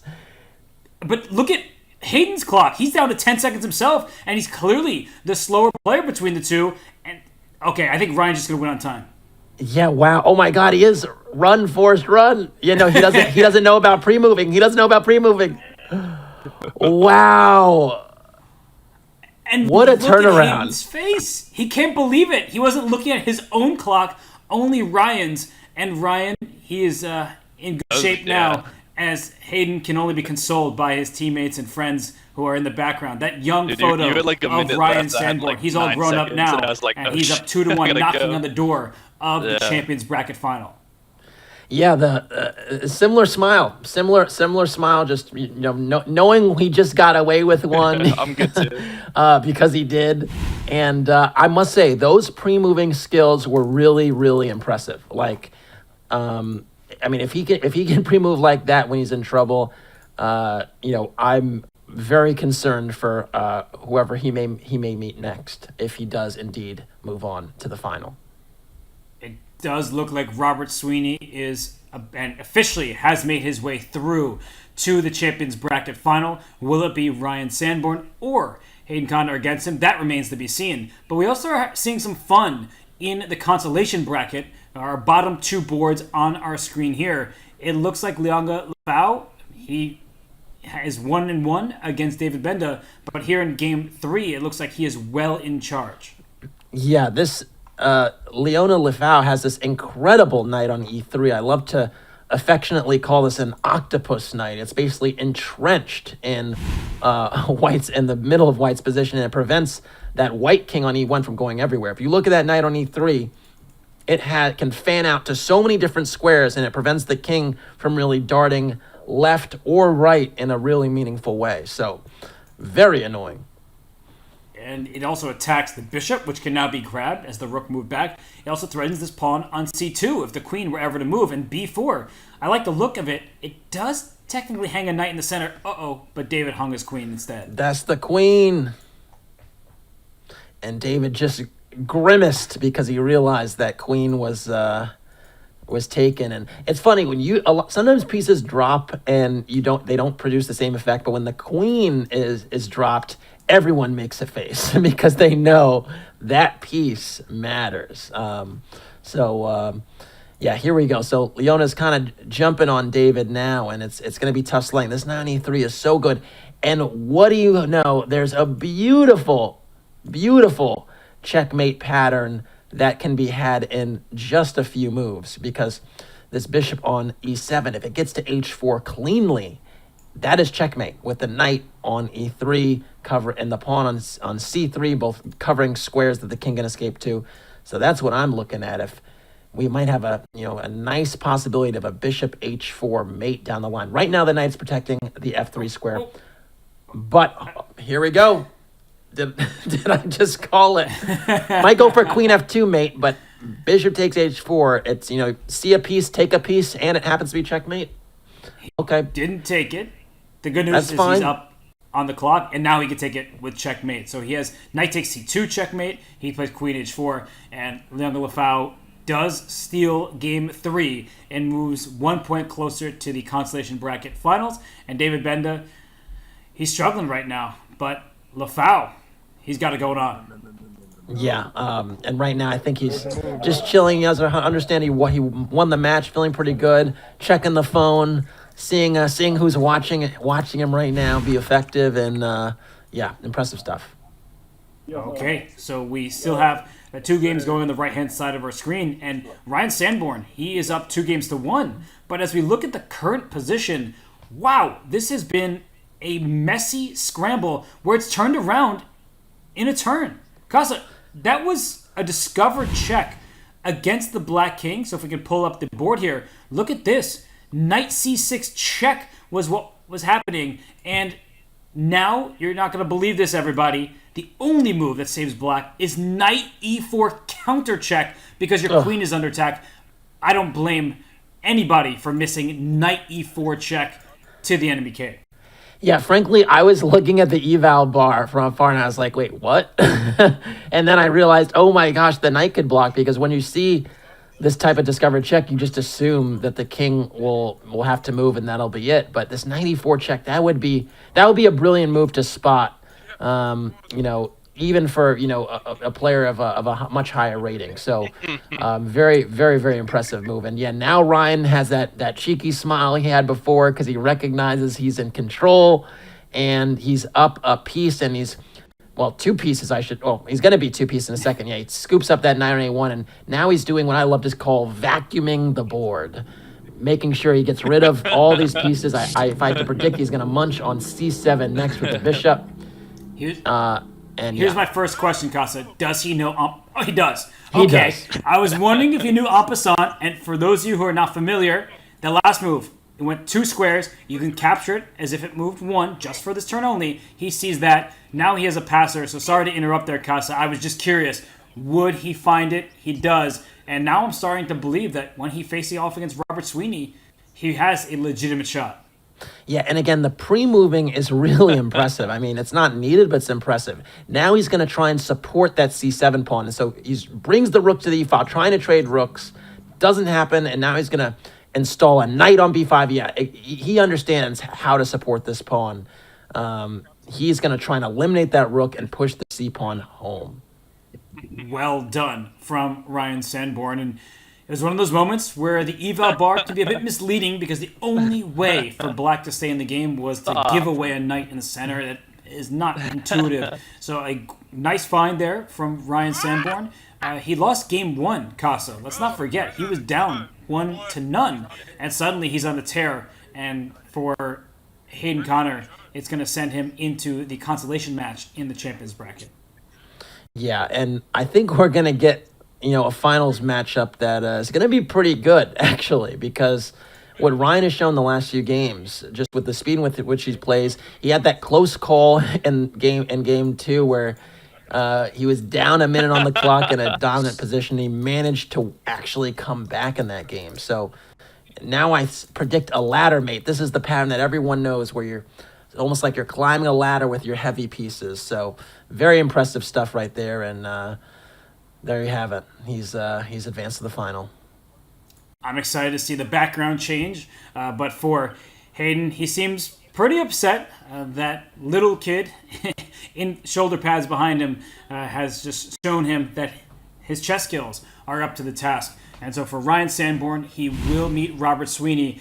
And Casa, what that means is we have not had a defensive player make it through to the BlitzChamps final. So the defenders, they are struggling. And the collegiate level, of course, we just had Chidobe Awuzie. He made it, not just made it, he won the original BlitzChamps.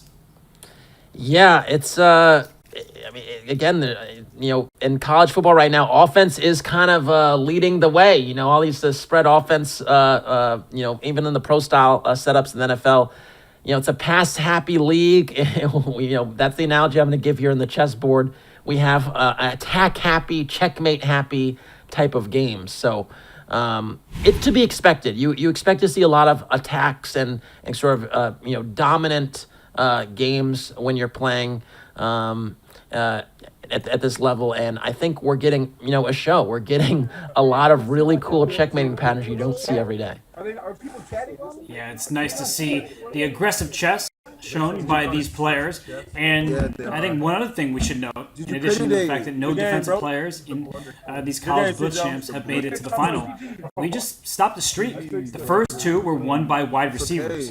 Cornelius Johnson took the first one. He led things for these college BlitzChamps events, and now we have a final with an O-lineman and a punter. So we no longer have wide receivers as winning the event, and I think that's good news for the rest of the field. Yeah. So what are we looking at right now? We have Leona Lefau trying to close out his match in the Consolation semifinals. He's up a lot of material, and the question is, what is he going to do next? He's going to pick off that rook in the corner on A8, or is he going to do something? Oh, and that queen on E2 is hanging. It was hanging, folks. But the reason you didn't see the bar move is because white actually still would have enough material for that queen. So Leona notices it, darts out the way, and things are relatively back to normal, which is, white being up a boatload of material and about to collect some more. And David in great spirits. Even though all his pieces are leaving the board, it seems like the smile will not leave his face. He's having a good time competing against his teammates. And a bishop just was lost. This rook was hanging. Now he instead can take this bishop on D6. But Casa, 3 extra minor pieces. 2 knights and a bishop ahead is white. So it should be well in the bag for him. I'll tell you how this game could turn, though. If there is a queen dropped at some point, it could get very interesting. If we just picked up white's queen off the board somehow, you could have some interesting conversation about it being a very messy and tricky position. So I'm always a huge advocate of trading when you're up material, so I would say, Leona, take on C6, trade those queens, you're up a lot of material. But a lot of, again, we've said it before, style points. These guys want to win and checkmate and basically vacuum the board, and so Leona says no to the trade, and that's going to allow David to hang around just a little bit longer. I pre-moved like 16 minutes. Yeah, with the queens on the board, there's still chances against the white king. I'm also looking at the clock. It's not just a one-sided affair anymore. If David can use the time as the 17th piece, as James Kennedy likes to say, and for example, knight of 3, was that pre-moved by white? That hangs a piece on the spot. Yeah, and again, keeping the queens on the board does keep David's chance around. So rook takes F3, take the knight with the rook so as to not trade queens and still attack that queen on G3, and, it becomes a different game. But now the clock is in Lefau's favor, so for Gbenda, it's seeming like he's staring defeat in the face, and that would give young Lefau the match. But this knight F3 can be captured. That would be the best try for him, but he is stuck in the mud. He is not finding a move to his liking. Yeah, I'm wondering what he would do if he doesn't take that knight. Maybe he'll get his rook on F8 into the game. That's hanging behind the F7 pawn. He moves his queen. Okay. Now the knight on E2 is also hanging. I think he might see it. David is looking like he understands that knight is hanging right now. There's a look like, hold on, can I do it? Can I do it? Yeah, it's confused, but also what Lefau's doing best is he's just pre-moving everything, or moving instantly. So he doesn't care if he loses all his pieces as long as he wins on the clock. And he's now up a minute on time. He should be able to see this through unless he pre-moves into a checkmate. If you weren't able to pre-move, I think it would have won. Who did that? Oh, why'd you do that? Oh, no! Who are you playing? I'm not worried about him. I'm not worried about I am a little worried about him. I'm not worried about him. I know what I'm going to do.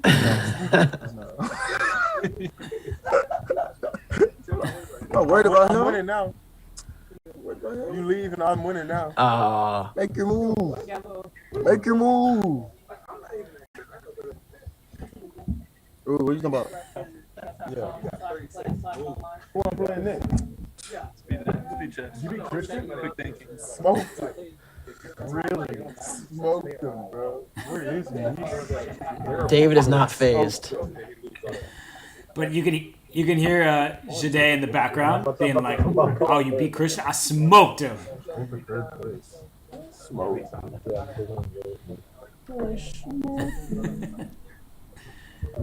Swing. There's no way he's I'm enjoying the talk between the players. Oh, that's a setup. And in this I'm one, gone. I'm it looks out like of David is speeding No. up, but he is down so much time, and he is also down a lot of material. So, and there goes the rook. So if Backwards moves are tough. Oh, and he finds it quickly. That is a quick capture. And David, with his head in his hands now, is like, man, I gave you all these pieces. He's like, I thought you were a friend. Stop stealing everything from me. Give me a chance. But no, and there is no chance for David in this game. And that means that he will be facing Christian in the Consolation bracket in the final matchup. But you see David just throwing away all his pieces for good measure.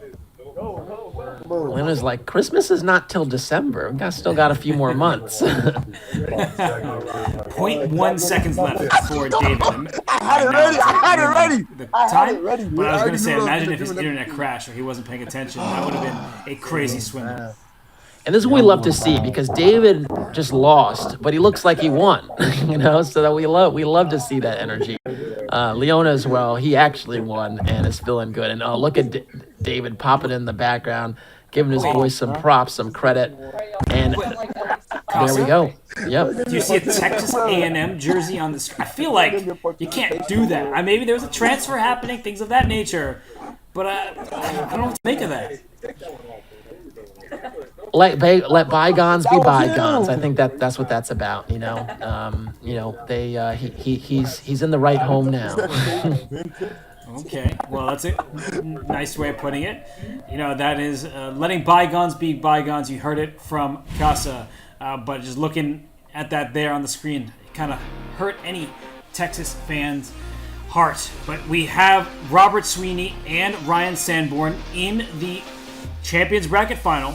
They move on while Gabriel, Lozano, and Hayden Connor will face one another. And then in the Consolation Bracket, Lefau, he wins his match, as does Jahdae Barron. So we will see those two square off in the Consolation Finals. Casa, some really fun matchups from these players. Yeah, Hayden really put up a good fight against Ryan. And, at the end of the day, Ryan's speed was just incredible. Robert has probably been the best chess player in the field. Ryan has been the fastest, so I think that's going to be a great finals. And, in the Consolation Finals, we're having guys that also have gotten better through the course of this event. I think Leona Lefau definitely proved that. We'll see what happens next. And it's important that some players are improving. They may not have so much experience, and they're getting better with each and every game of experience. So as we look at the bracket, you mentioned Leona Lefau is somebody who's improving. I think that we have seen that Ryan Sandborn, after that first game against Hayden Connor, he improved. He won 3 straight. He takes on Robert Sweeney, and this is the matchup I think we could have expected in advance between the top 2 seeds. Casa, that pre-moving, I thought that was pretty sweet from Ryan. Yeah, I honestly want to give, Ryan like the 60% edge here just because of how fast he was. But Sweeney's been so consistent that I think he deserves to be a slight favorite. Yeah, he hasn't lost a single game, so that makes sense. And then the Consolation bracket, there are players who are getting better. We saw Lefau beat David Gbenda, and then Jahdae Barron took down Christian Jones. We didn't actually focus on that so much, but we heard Jahdae talking, saying like, yeah, I crushed that guy. It wasn't close. So there's some confidence being built from those two, and maybe they will be able to take down the Consolation bracket, as Christian Jones and David Gbenda will be in the 3rd place match in the Consolation. So we've had a really fun day thus far. It is not over. You will not want to miss the rest. And you won't want to miss anything BlitzChamps related, because this may be our 3rd college BlitzChamps. We've had 2 NFL versions. So if you've enjoyed our series of BlitzChamps events, join the brand new BlitzChamps Club on Chess.com. As a club member, you unlock an exclusive chance to play chess with NFL and college football stars like Larry Fitzgerald and Chidobe Awuzie, plus access to giveaways, AMAs, and more. Use the command Blitz Club in chat to join now. And well, the players, they're getting set for their final matches of the day. We will join them for a break, but when we return, we'll also be joined by a special guest. You will not want to go anywhere. BlitzChamps Texas continues in just a few.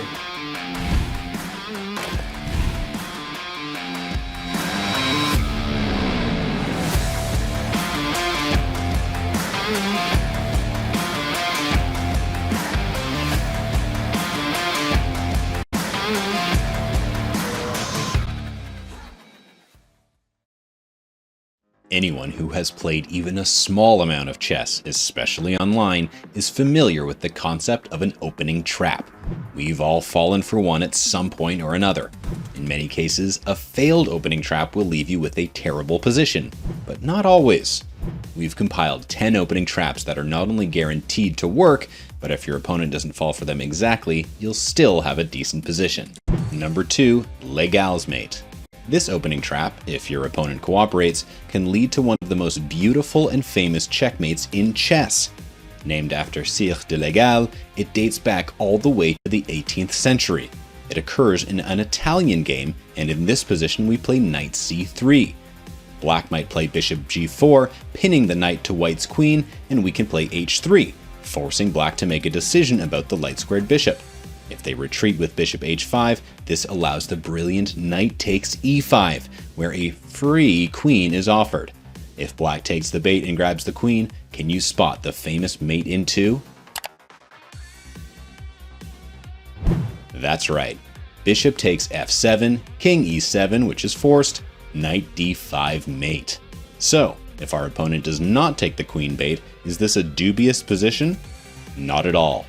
Black's best response is knight takes e5, allowing white to win the light-squared bishop with queen takes h5, and after black takes the bishop on c4, white can win the piece right back with a queen check on b5, picking up the knight on the following turn no matter what black's response is. White is up a pawn with control of the center, a great place to be out of the opening.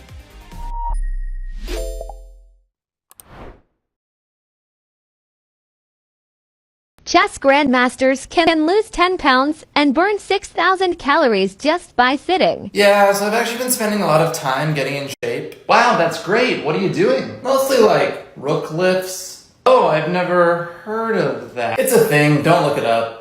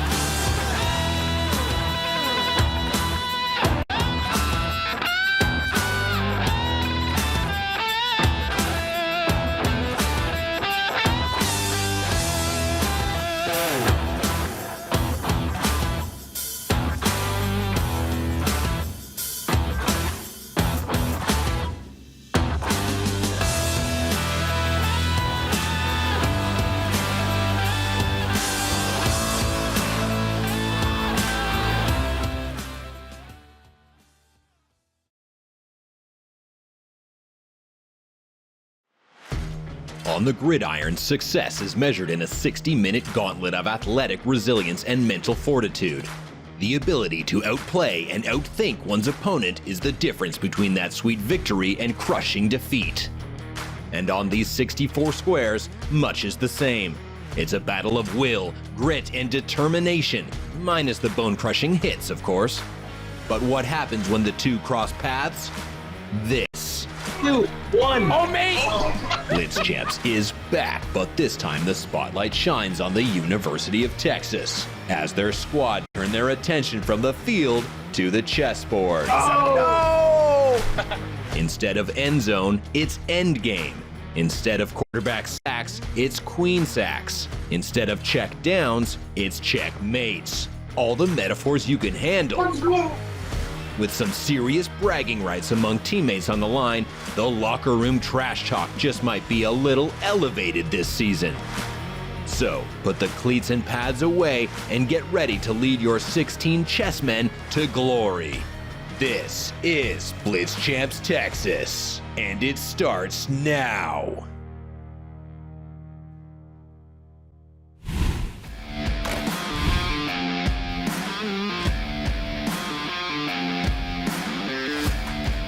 Beautiful Austin, Texas, home to the University of Texas Longhorns. That is University Tower.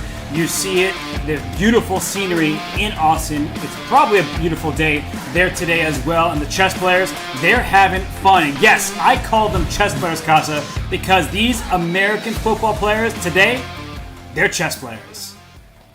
No question about it. They are definitely showing their wits on the chessboard today, and we've seen a lot of really entertaining games and really wild checkmates that you don't usually see. So it's been fun to watch. Yeah, some checkmates that are fun for some players, not so fun for others, but they will have time to learn after this event. But we know who is going to the final in the champions bracket. No surprises, I don't think. It's Robert Sweeney, and it is Ryan Sandborn. So, Casa, when we look at these matchups, I think they check out. Yeah, no question. Robert has been probably the strongest player in this field. That is Mr. Sweeney, that is. And Ryan Sandborn's been the fastest. So it's made a lot of sense that we have that final. And Hayden and Gabriel Lozano were both really good in their matches as well. So everything makes sense in the champions bracket to me, Robert.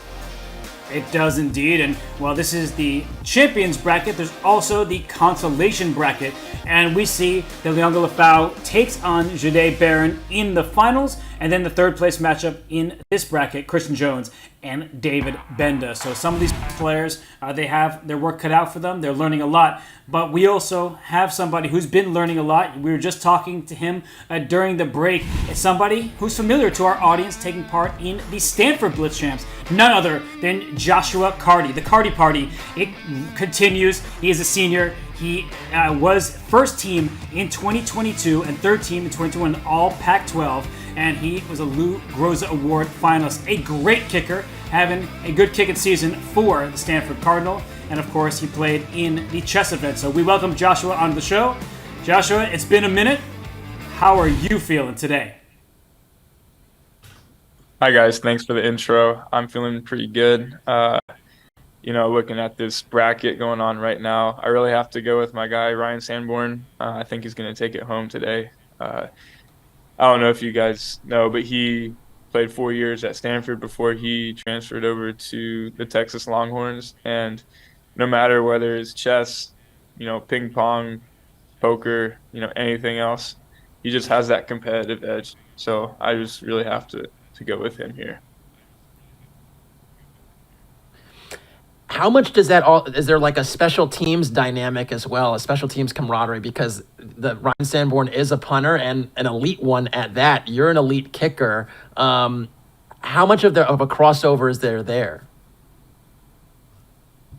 Yeah, no, we were very complimentary with each other. He was our punter, and he was also my holder last year.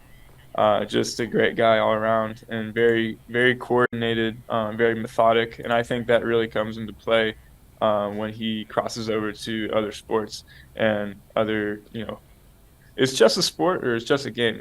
I'm not sure. I would say it's a game, I guess, but it helps him out when he crosses over to other games. He has that competitive edge and that methodic. Well, I guess today you said he's been going pretty fast, but that methodic calculation. Did you help him out with his chess at all? I mean, you are higher rated between the two of you. So back at Stanford, when he was there, were you guys playing some chess? Were you teaching him a few things? A little bit, yeah. I don't know if I was as good of a teacher as I was more of a just I'm gonna try and beat him over and over again until he gets frustrated and quits kind of guy. But yeah, we played a lot, and I actually played with him a little bit last week in preparation for this event going on today.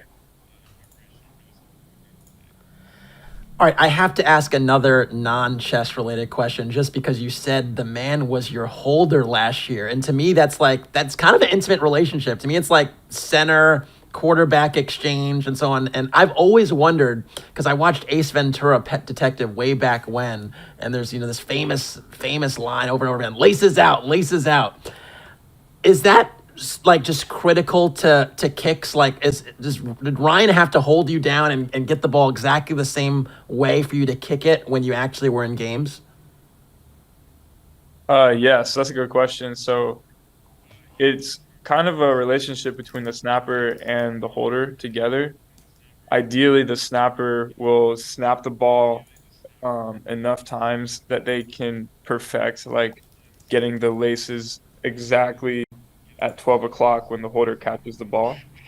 And if not, then, it's supposed to be the holder's job to, as they're putting it down, spin it so the laces are out. And it usually happens. It almost always happens. But if it doesn't happen, you can still put the ball through the pipes as a kicker. It doesn't make all the difference in the world, but it definitely helps out to have the laces out when you're kicking. So Ace Ventura was correct, or whoever said that in that movie. They were correct when they were saying that they want the laces out. Well, talk about a crossover I didn't expect. Not just football, chess, but also Ace Ventura. But Joshua, question for me is, sometimes things in chess, you're a growing chess player, honestly. You said you hit up to 1600, now settling in the 1500s as you're improving. How do kickers improve? Because your year has been quite good. The only misses you've had are from 50 plus yards. So how do you as a kicker work on like those hard things to improve, which are the longest distance field goals? Yeah, I think there's a lot of similarities between kicking and chess.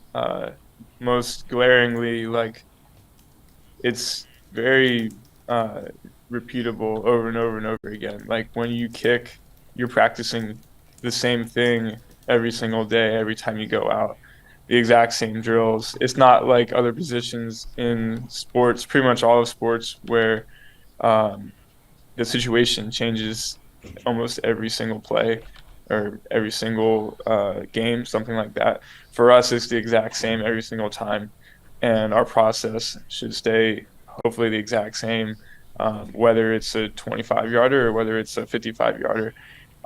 Honestly, for me, I try and keep things the same even as I go back and kick the longer field goals. Once I get to a certain threshold, maybe it's 55 one day, maybe it's a 60-yarder a different day, depending on the wind conditions, the temperature, stuff like that, how comfortable I feel getting the football a certain distance. And then I'll try and change my technique, my form, try and put a little more oomph into it to try and get the distance for a longer field goal. But other than that, it's similar to chess in that, you're a grandmaster, so I'm sure you've had to study the same openings over and over and over again. Every time you start a chess game, it's the same. There's only a certain amount of openings that are possible for the first 3, 4, 5 moves, and so you've probably had to practice those same things over and over and over again. Just like Ryan and I have had to, specialize. We are specialists. How we've had to specialize in our craft too. Yeah, so really fascinating description of how that works, because I think for folks at home that watch football, I think so much of it they consume, but they don't truly understand. And so I appreciate that on like such a such a personal level. Back to the chess, because we were talking a little bit off camera about your development since BlitzChamps, and you were telling me that you've essentially gained hundreds of points. And I know you had some adversity where you basically lost, I think, to David Kasamervitz in BlitzChamps before. Are you now the best player on the team? Yeah, I believe so. So I kind of, ever since that day, I've had a little bit of chip on my shoulder. And just, I've kind of been going on a tear, especially against David Kasamervitz. He beat me 2.5 to 1.5 in the finals of that tournament that day. And a lot of it was because he was just a flat out better player than I was. And it was showing up on the game clock. I was running out of time fairly often. And he was just getting into slightly better positions than me. Ever since that day, I've kind of like switched up my tactics a little bit. I just start with the King's Gambit whenever I'm white, and I start with the Queen's Gambit whenever I'm black. Whereas before, I would just do like the London and then just like E5 when I'm black, and just kind of imitate what my opponent's doing. So it was definitely a humbling experience losing in the championship against David Kasamervitz. And I guess I'll go on record and say I've probably won, 2 out of every 3 games against him since that day, including one streak of 9 games in a row, which I'm not sure he'll be too happy about me sharing with you guys. But definitely had a chip on my shoulder from that day, and wish I prepared like I did afterwards before that event, so we could have given a better show to our audience. Wow, okay. So, I won't call them fighting words, but it sounds like you've had a one-sided matchup since BlitzChamps, and where the games are going to start any second now. But a question I have for you as the games come up is, how have you been working to improve? You said the King's Gambit, but how have you been working on that opening specifically besides playing games? That's a good question. And the answer is I really just only play games. And this is kind of probably not the smartest technique to gaining ELO, but I am a type of guy who plays lots of blitz games, bullet games, and then when I win, I check my game review, and when I lose, I just don't even bother because I'm pretty frustrated and want to get to the next one already. So it's been a lot of trial and error, and that's pretty much it. It's been a lot of trial and error. Wow. I mean, that's normally how it would work. Would you recommend that for kickers? Like, just keep trying, and if you missed that field goal, just go at it again? Yeah, definitely. In our sport, there's a lot of talks about be like a goldfish, and the reason for that is just forget everything right after you do it. Whether you make a field goal, whether you miss a field goal, just move beyond it and focus on the next kick, not the last one. Obviously, learn from it and take things away from the last kick that you need to fix, but don't dwell on the past. And so, when I'm grinding out 30 chess games in a row, like I did before this event, trying to get my ELO a little bit higher, which I failed at miserably. I went down about 100 points in the last day or two, but just forget the last chess game and move on to the next one, and then hopefully things work out better.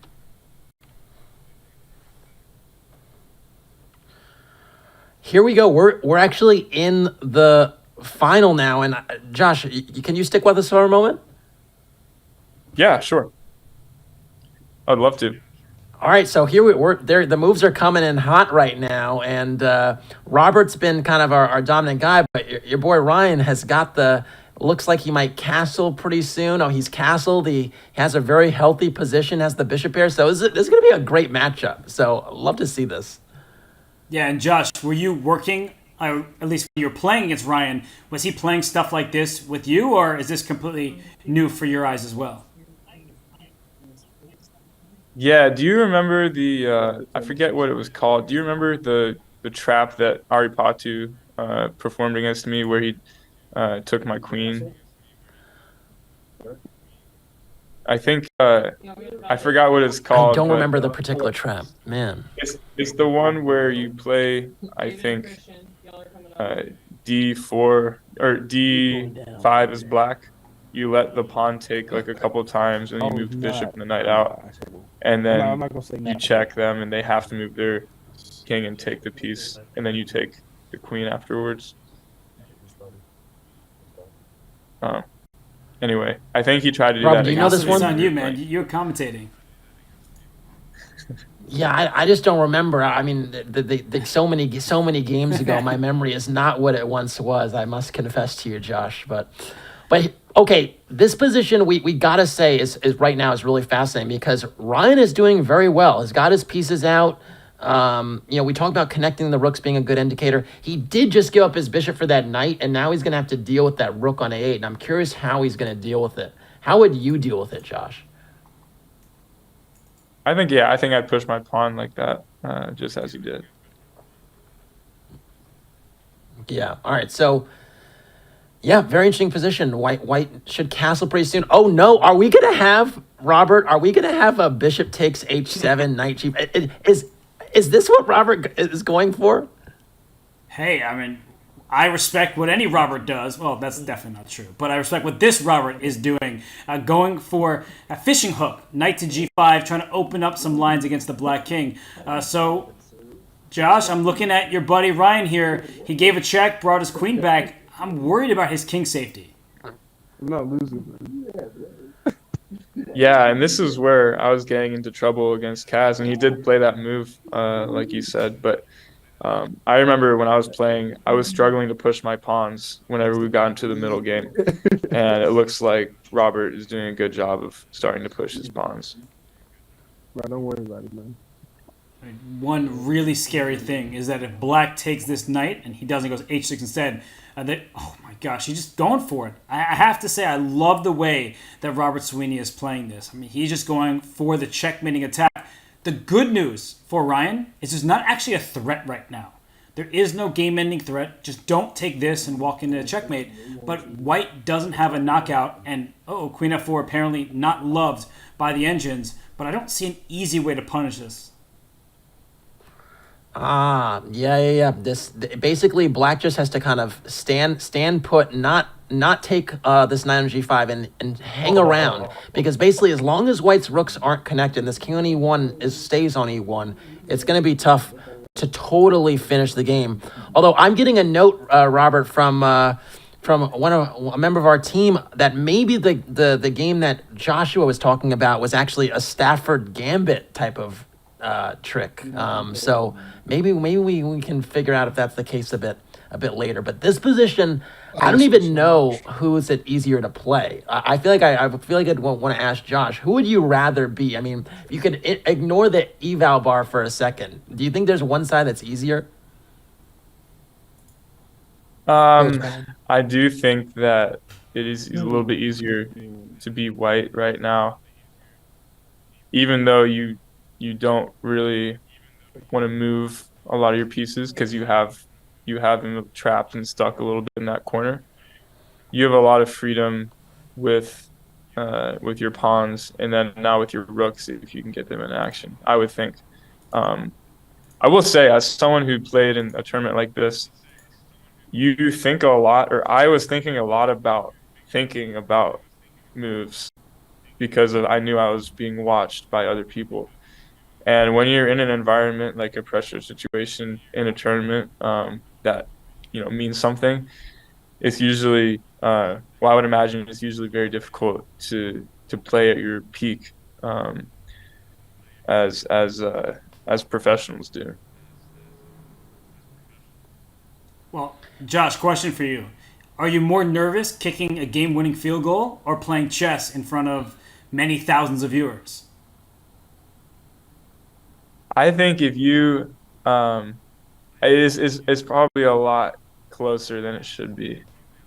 Playing chess is not something that I've done very much in front of people, and there's a lot of anxiety that comes in when you're faced with something like that versus kicking. There's definitely a lot of pressure and anxiety kicking a game-winning field goal, but it's something you've done so many times that is probably closer in stress levels to playing in a championship chess match with the same amount of viewers.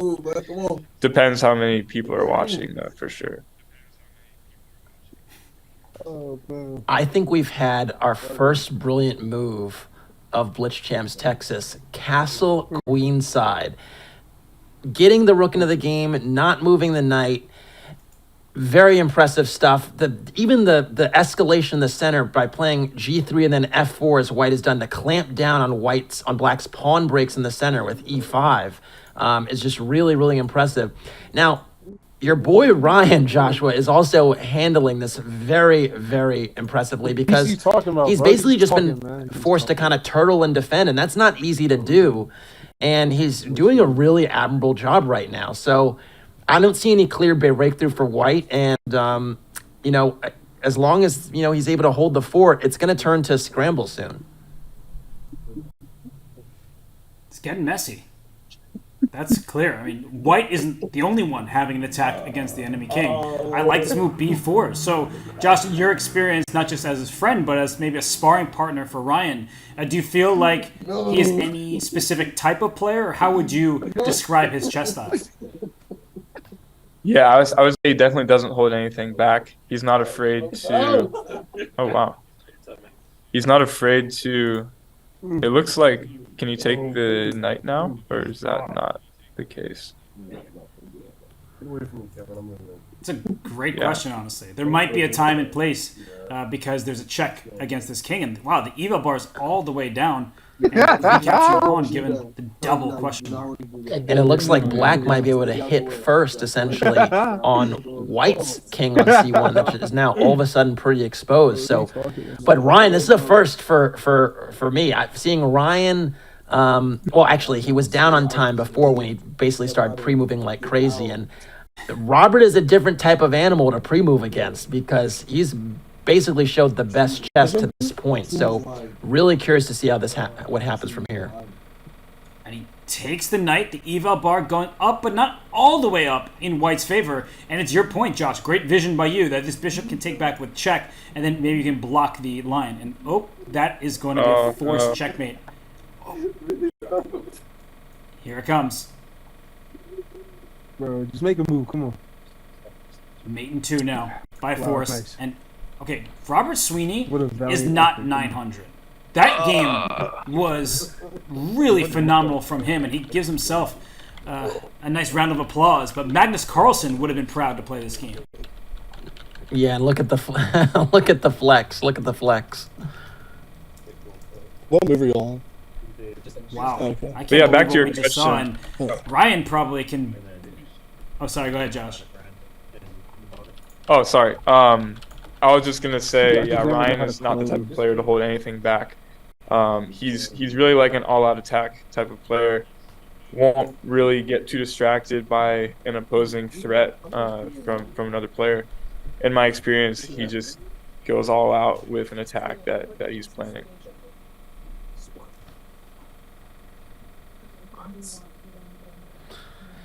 Yeah, I mean, for him. Sorry, go ahead, Casso. I was just gonna say, like, I think the adjustment that basically Ryan would want to make there is just to play a little bit faster because I think he basically defended so well in that middle game before taking the knight on G5, and I think just playing a little bit faster and then kind of turtling on just a little bit more, and the tables were about to turn. So that was a really impressive game from Robert from start to finish. And look, we have your opening, Josh. King's Gambit, basically. Yeah. Wow. Wow. Okay. So I might need to revisit some of this King's Gambit stuff. Who knew that this is the opening to get people out of their comfort zone? And well, what's the next step for Ryan? Is he going to develop? Okay, he's going to develop that bishop on C4, not minding this pawn on E4 that is hanging. Oh, apparently this is a very bad move from white. Yeah, the king is unsafe. That's going to be a problem for him. I see many good-looking moves here for black. Queen h4 check first comes to mind, because if you block, I can just take that pawn as your rook is loose in the corner. I know for some in our audience that's going to be a hard variation to spot, but I think, Josh, your boy's in some trouble. Oh. And now it's a mess, because f7 is hanging still. Of course, you don't want to move that knight. Plays d4 to reinforce the knight. Is queen h4 still a problem? It might be. Oh. All right, this is Ryan's first real chance of the game here. He has some really nice opportunities here to attack. And castles, what a move. Your boy with the exclam, what a move. Not greedily take on f7 just yet, adding another attacker, more wood, putting more wood on the fire, and now you got 3 attackers on f7. That is a classy move. He learned from his buddy Josh. You said you didn't coach him. You said you just beat him over and over again in the games you played. This feels like a little bit of your influence. Yeah, I would love to take credit for this, but I'm not sure I would have seen the castle right there. Oh, he has his queen, doesn't he? Yeah, you see it. What you see it, Joshua, exactly right. Bishop takes f7 check, forces black to give up the queen, because the king on e8 would have nowhere to go. The queen on d4 is controlling the last square. So he takes with the knight, just as good. Practically speaking, a little tricky. And now rook e1, excellent move. That, I think, deserves the exclamation point, because if you took this rook on h8, the bishop would have gone to c5, pinning and winning the queen. But now the rook gives a check. Oh my goodness, he gives another check because the bishop is pinned. So queen takes, and you can't take back. He's just spotting all sorts of tactics here. If you're king d7, knight b5 check would win the queen. He wins it anyway. All right, yeah, I was going to say my only concern was if the king darted to f8, maybe there was some bishop c5 tactic still winning the queen if that knight that was on d6 would move, but we're far past that now. And now queen up, I trust your boy Ryan is going to take this one. I think so. He's got the time to Checkmate his advantage. Yeah. What a role reversal. The first game was all Robert, and then the second game was all Ryan. So these two are just swinging at one another. But we've had 2 separate complete games by each player, and I think 1-1 is justified. Yeah, no question about it. Now the question for me is, who has the edge? I feel like Ryan has to feel better about his win than Robert has to feel about his. But when both players were in their element, there was good things happening. So I want to ask you, Joshua, but I feel like your answer is gonna be a little biased, just a touch. But who would you give the edge to? Definitely Ryan.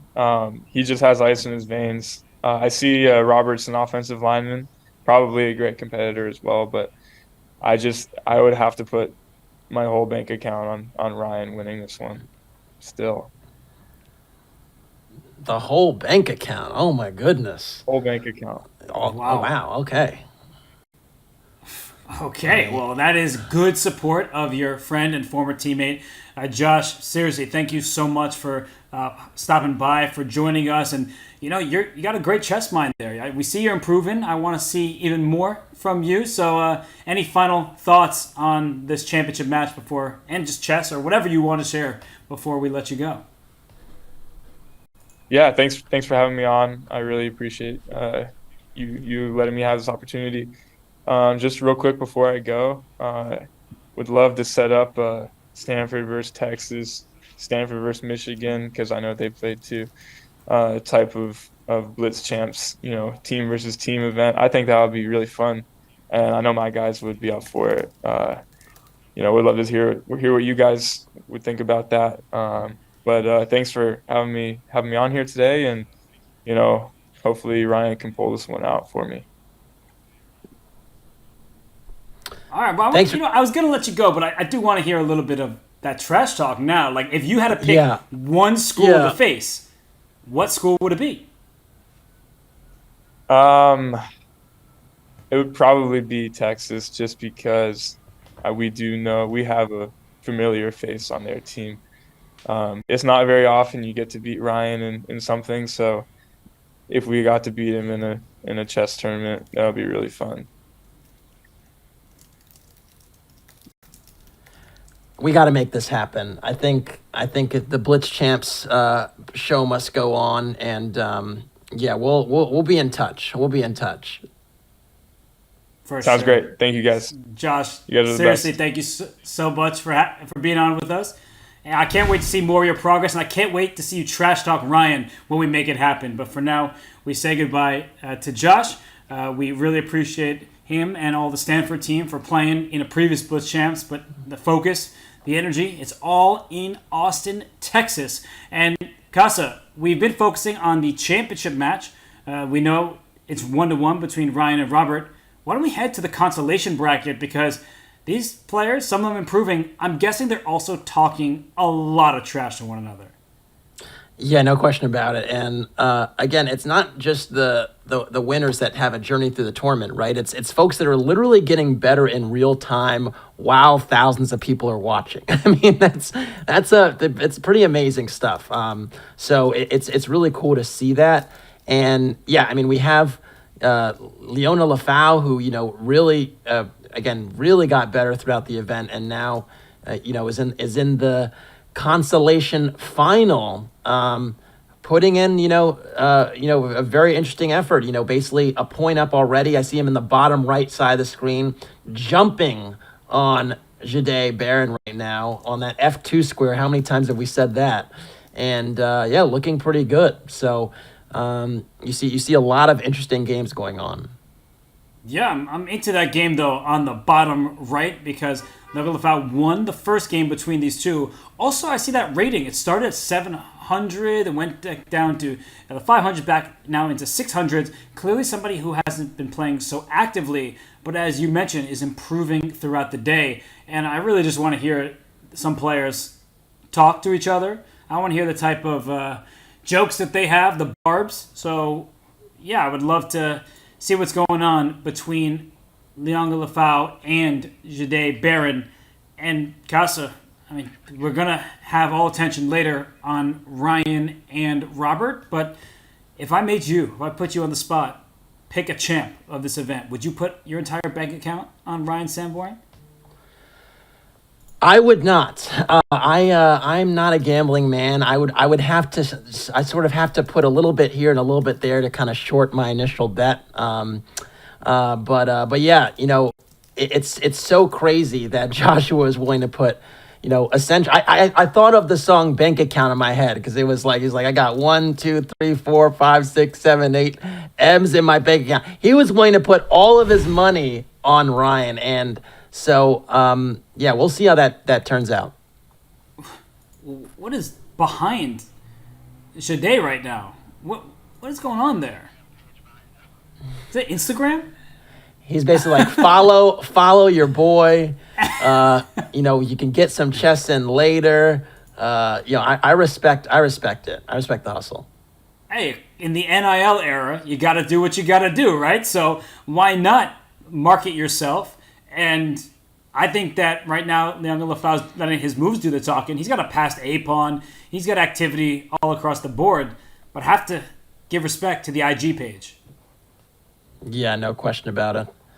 And right now, it would appear that Jahdae has some clock management issues and some position issues. This rook on A2 is in jail. It cannot go anywhere without being captured, and right now it seems like he's trying to turtle his way out of trouble on the king side, but this A-pawn is 2 squares away from queening, or can I say rooking? Because A1 rook is also checkmate.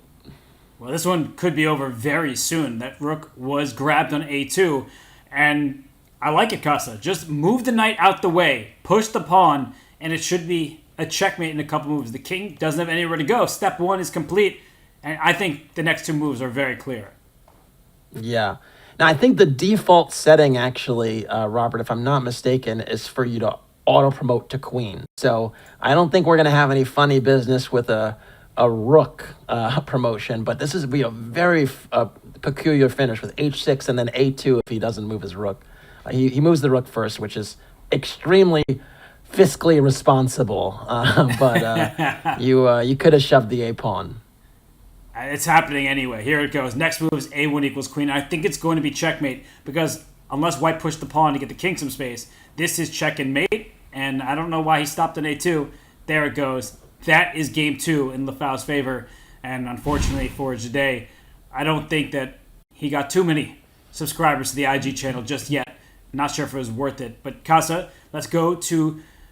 I was going to go to the matchup between Christian and David, but they finished their second game, so there isn't a game to go to there.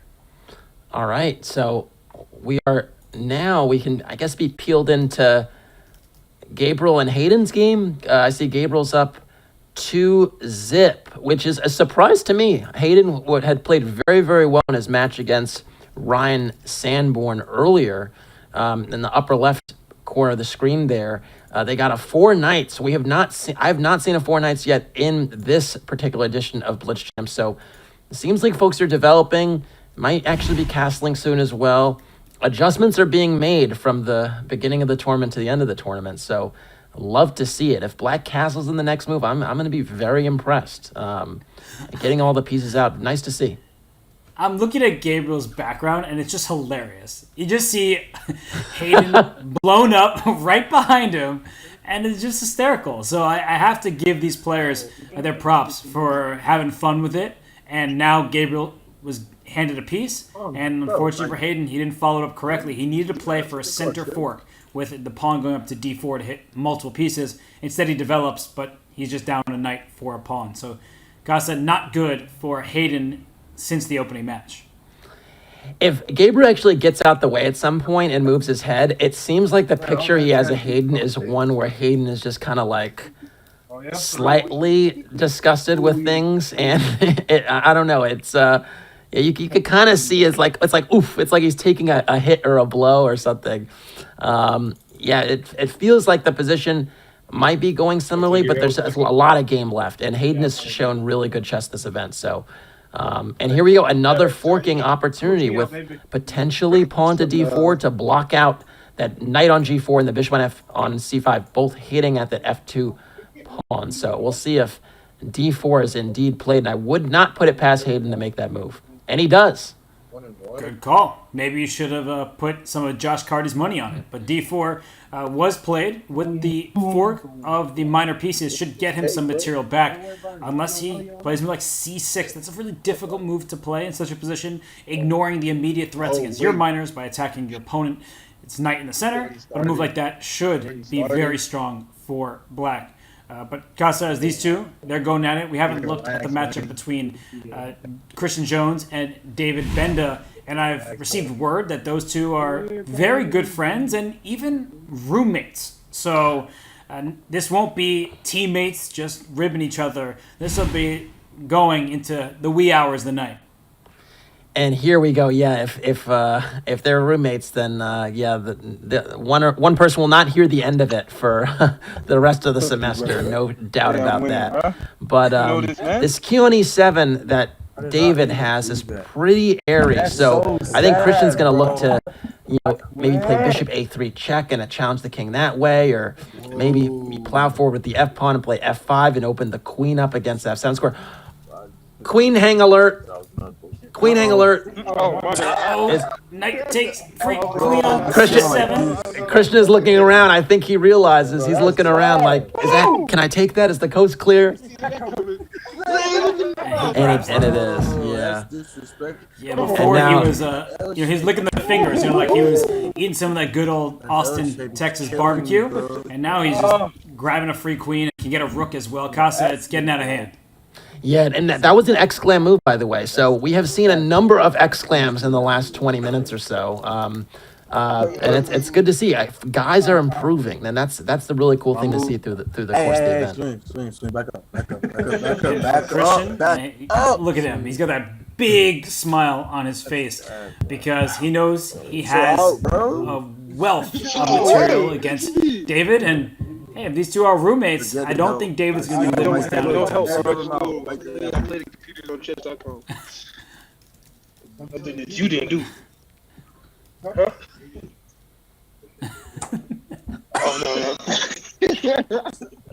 Yeah. Oh, yeah. Something I didn't do. Ooh, okay. Oh, whoa. Bro, back up, like.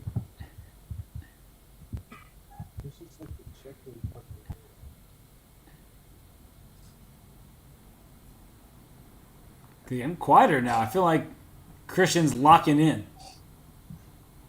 Yeah, and I think it's kind of becoming everything must go sail. Like, you really gonna run from it?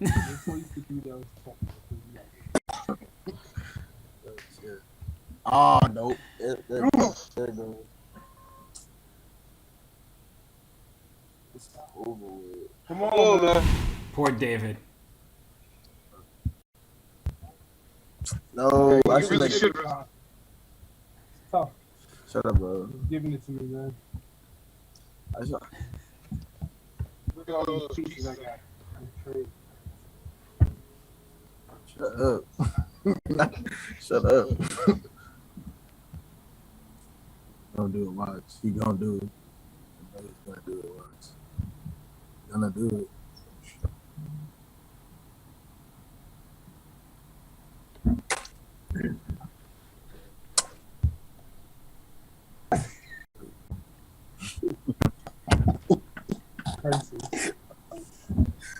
Oh, come on. I'm on the stream with it, bro. Yo! No. That's probably painful. Really, bro? She said it's painful for somebody to do It has to be painful. What you think about, man? You lost? Come on. Well, no, my guy. When'd you resign? Dude, I lost. You have 30 seconds? Don't give up. He resigned twice. I lost. He resigned twice. I lost. He quit. I'm not for him or anybody. He's not waiting. He's not shaking my hand. I'm not shaking his hand. You have to shake his hand. He's leaving right now. I want to shake your I want to shake your hand. Let me shake your hand. I want to shake your hand. Hey, what are you doing, man? I want to be in here. I just lost. Gbenda, come on. I love that because it wasn't just them talking. You could hear another game going, and they're like, he won't shake my hand. You got to shake hands. It's chess. That's very funny to hear their teammates also having a good time. And we did see Gabriel win 3-0 over Hayden. We're just witnessing Christian take down David, and then in the bottom right-hand side of the screen, it looks like it's going to be a 3-0 finish as well. But I'm seeing the championship game is getting underway there. So, Casa, let's dive right back in. It's Robert, it's Ryan, and it's 1-1. And let's go. We basically had the beginning of an Italian with this knight g5 idea, this fried liver idea to take on f7, but Ryan was one move away from castling, and if a knight and bishop combine against that f7 pawn and you're one move away from castling and you can actually castle, you're fine. And so Robert realized that basically he couldn't actually take an f7 without shedding material and lost time with that knight maneuver. So Ryan's gotten out to an excellent start. We had Josh on with us before talking about how Ryan was training for this event. They played some games against one another, and he's been performing well. I mean, look at this position where Black has made all natural developing moves, and it looks like White has done the same, but as you point out, Casa, this knight went from G1 to F3 to G5, back to F3, spending precious time in the position as Black is now castled safely and has a lead in development despite the fact that White moved first. Yeah, now the only kind of thing here that White has that's really tricky is this pin on the f6 knight. So because that pin still exists, it's still a little bit tricky for Black to handle. And I think practically speaking, the worst is over, at least in the short term for Robert. He's managed to get a position where he could still kind of play, and the tempo loss is not the end of the world. So nice adjustment there. Recognizing your mistake and then adjusting course is something that even really, really experienced chess players sometimes stubbornly do not do. I'm with you. And this is one of those positions where at some point the engine might scream for G5, and I would be screaming at my student, who's a newer player, if they play G5. I'm like, it just feels way too risky in front of your own king. It's justified. It's objectively a strong move. I get that, but you're asking for trouble by pushing pawns in front of your own king. So I like the way that both players are handling the position. If I were Ryan, I like that move, bishop d4, a lot. He took control of his d5 square casa, so he knew preemptively that that was what Robert was going to aim for. Yeah, now the question for me, I always wonder, is he going to snap that knight on c3 or not? Because I think a lot of people basically start the game and grow up in the game thinking that knights are better than bishops, and we see that quite a bit. Here we go, g4. Scrap everything I was about to say about knights and bishops.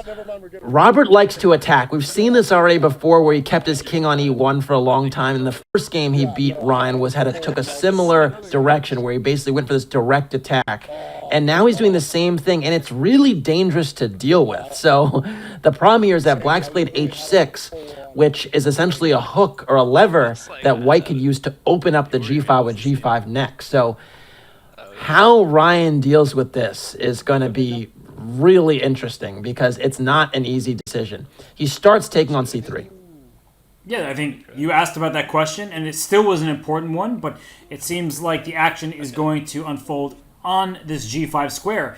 And g5 is a good move for Black. I was just saying how I would yell at a student not to play that. First of all, I don't yell at any of my students, but I like this move way more. This is a fantastic find from Ryan. He's trading off one of the big attackers against his king, namely the f7 pawn, and if g5 were to happen in the near future, he can actually just move his knight back to h7 because that bishop would have been under attack on h4. Things like this were going to be available, and so White plays d4 Bacasa. That king on e1 is going to pay the price.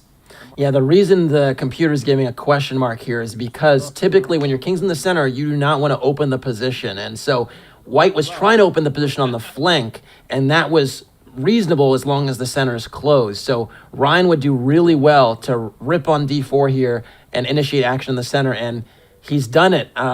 Maybe Josh should, put some money in at the, put some money in somewhere, when he's done with his studies, because this is really impressive stuff.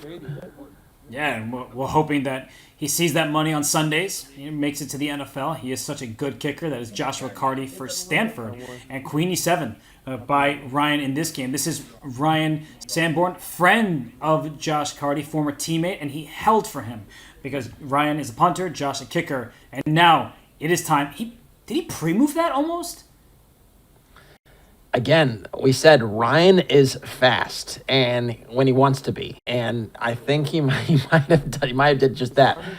I'd expect him to get his other rook on e8 into the game and triple up on the e file. He's made a lot of sensible moves, and that one is another sensible one. d5, another good move, just reinforcing that rook on e4 and introducing this threat of queen takes a3 check. The man is in a zone. He's got ice in his veins. And his boy told us before we should have just listened. Listening, it's a good skill to have. And ooh, f4. So Robert is tunneled on the king's side. Queen takes a3 is really going to hurt. This king is going to have to go to the b file, but it's not safe over there. So queen takes a3, spotted by Ryan Sanborn. And Casa, if you go king d2, it's mate in 1. That is something you should avoid.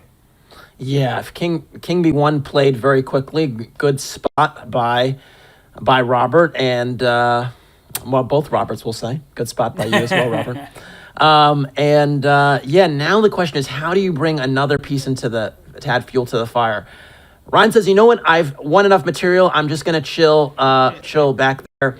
This might give White some time to try and open things with g5, but he has to take care of this f4 pawn first. So That's why, again, ignore the computer here. It's gonna give a question mark, but it's really quite a reasonable move. Black has more than enough material, and he's just trying to sort of shore up his king side. And white brought a rook to e1, and then that pawn f4. That was captured. So queen d6, I don't think it deserved a question mark. It was a very stabilizing move. And this would be a great idea if trying to essentially pin this rook. You could take the white queen, the black queen's captured, but Casa, it's where we look for intermezzos, intermediate moves. And I know if I take your... I don't even have to say it. That was just a great find from Ryan. Wow. And it's impressive. It's just really impressive. We're seeing a string of exclam moves, and these aren't trivial moves at all. So now he's won the queen. I bet you he's going to play queen c3 check next and pick off the bishop. It's been that, or queen a3 check for that matter. It's been that type of game where Ryan is just in like a flow state. Yeah, he's really feeling it right now. And he's getting some technical support, it looks like. He doesn't need any help on the chessboard. He got checkmate in 1. He doesn't play it. He takes a pawn in the center. But Ryan did have mate in 1 available if he brought his queen to a3 a turn to go. Yeah, and now, again, it's kind of like a cleanup on aisle 7 situation. You can, bring in the rook to the third rank, maybe rook f3. You could administer as many checks as you want with this extra queen, essentially. And one of the nice things for folks at home is just giving yourself a back rank square. So Black has already played this move h6 earlier in the game, so there's just no chance of any checkmating ideas either. And it just gives you a free hand to kind of continue to attack the white king. Super instructive point there by you, Casa, that there's no back rank checkmate to worry about. That happens in BlitzChamps or tournaments of this style. But now there's a checkmate in 2. That's step 1, only 1 move. And if he plays queen a3 check instead of taking this bishop, just gotta give this guy his flowers. Wow. What a game! So impressive. And I mean, I'm kind of speechless because basically the whole game he maintained this excellent control. He didn't panic when he saw, again, this aggression from Robert with g4, g5, and Robert there on screen is like, hold on, like, Matt, I thought I was channeling Magnus. What happened? So really impressive, but not over, and we're gonna see what adjustment is gonna be made next. Well, what a game from Ryan Sandborn. His teammates are also playing. We see that 2 of the matches are already in the books. We have the matchup between Christian Jones. Wait a second. How are these? Wasn't Christian up 1.5, and now it's 2-1? So did Christian stalemate him?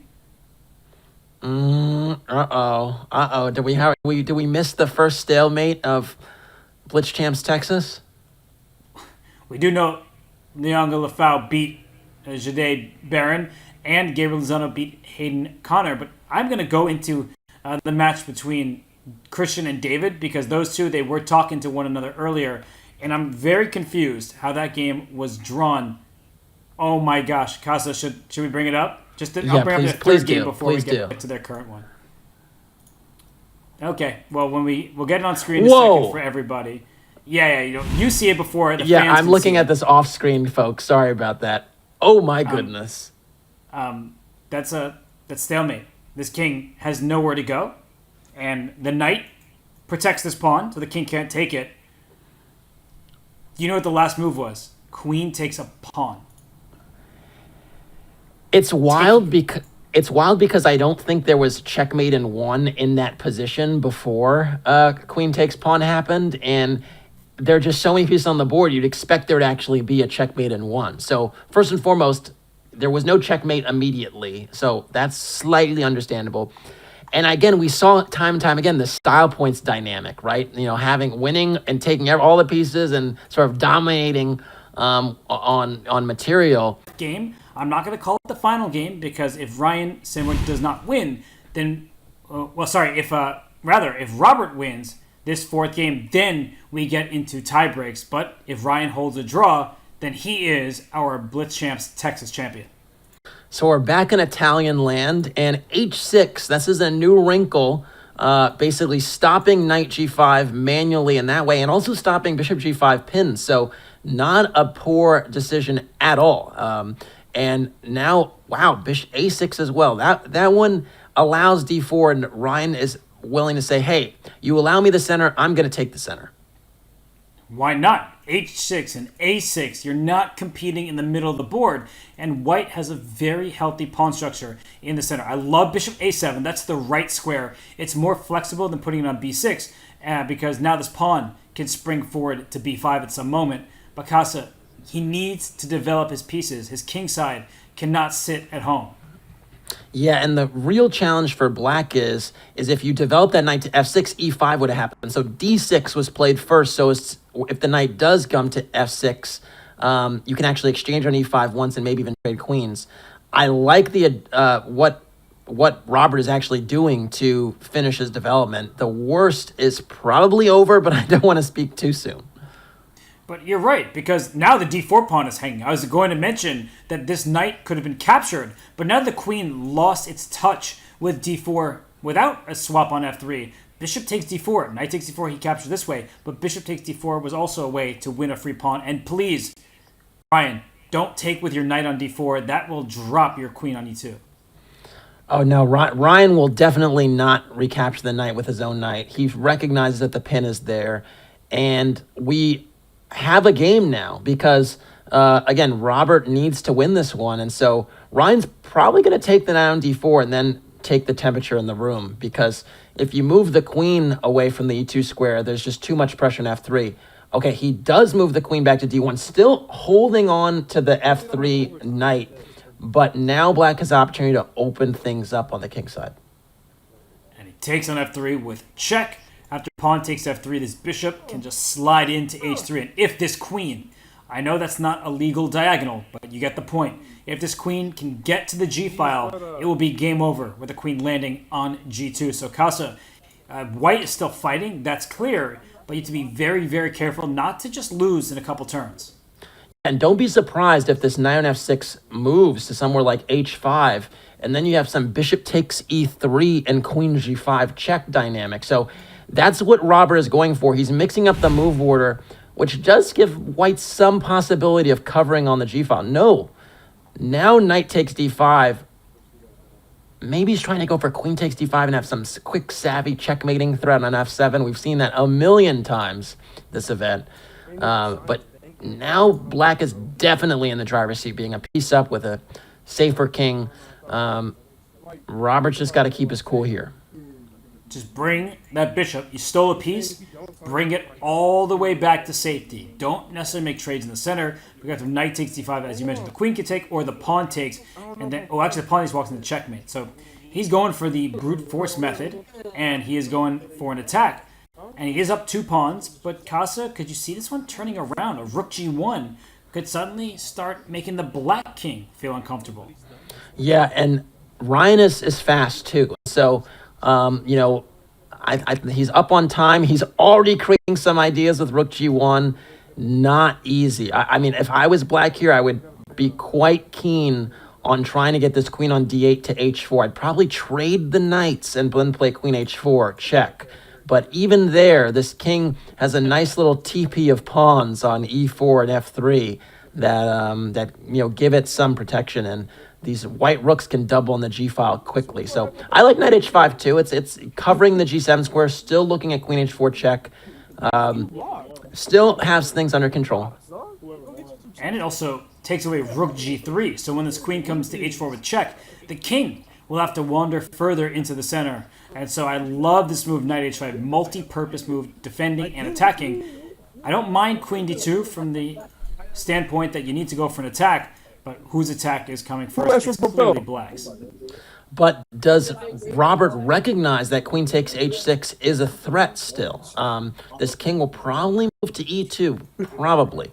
And I think then it'd be really a question whether queen takes h6 is recognized, or if maybe he just wants to ignore it and play c6 anyway, which would take real bravery to just ignore that pawn is under attack and try to kick the knight. All right, g5. That is bold. That is bold. It is risky. It is also effective. Yeah, I was going to say that's one way to eliminate queen takes h6. It's effective because there's no way that white can increase the firepower. Knight takes c7, good idea. Unfortunately, in this position, rook c8 should pick up a piece. But he plants his knight to f4. So Casa, the white king, safely evades that check, brought back to d1. And I don't know, I'm starting to feel a bit worried for the black king, even if he goes up some material. I'm not mad at knight f4 as long as Robert finds rook c8. I think he'll probably walk away with the W. My only real concern is actually the clock right now, because I've not seen Robert in time trouble. I don't know how he reacts under that pressure, and Ryan, we know, is a pre-moving wizard, and so yeah, now Ryan understands the situation on the ground here, and yeah, the c4 is hanging up. Here we go. That king is mighty exposed. Will Robert find this one? I know our guy does. He needs to find rook to d8, especially considering the clock, as you mentioned. Because even if he's up a queen for, say, a rook, and he brings his queen into f2, that's actually a really good move. Maybe objectively, that was even the best move. He got an exclamation point. And he realizes now that he could have played rook d8, but lean back, get a little bit closer to the screen. Nothing has changed. You still have this threat, and you're attacking the rook. So breathe, and all is well. And he scooted back forward, put the Nets cap back on. The season is not yet lost, and he's going to find it now. Yeah, if he saw it before, he should see it now. And he plays rook to d8. This has been another very strong game for Robert. So they're trading off in terms of one player clearly playing the superior chess, but that's what makes this such a good matchup. And rook d8, it's a great find. The rook was under attack on g1, so it was hard for white to escape this, because it's not just the material that's dropping, it's white's clock dropping below a minute.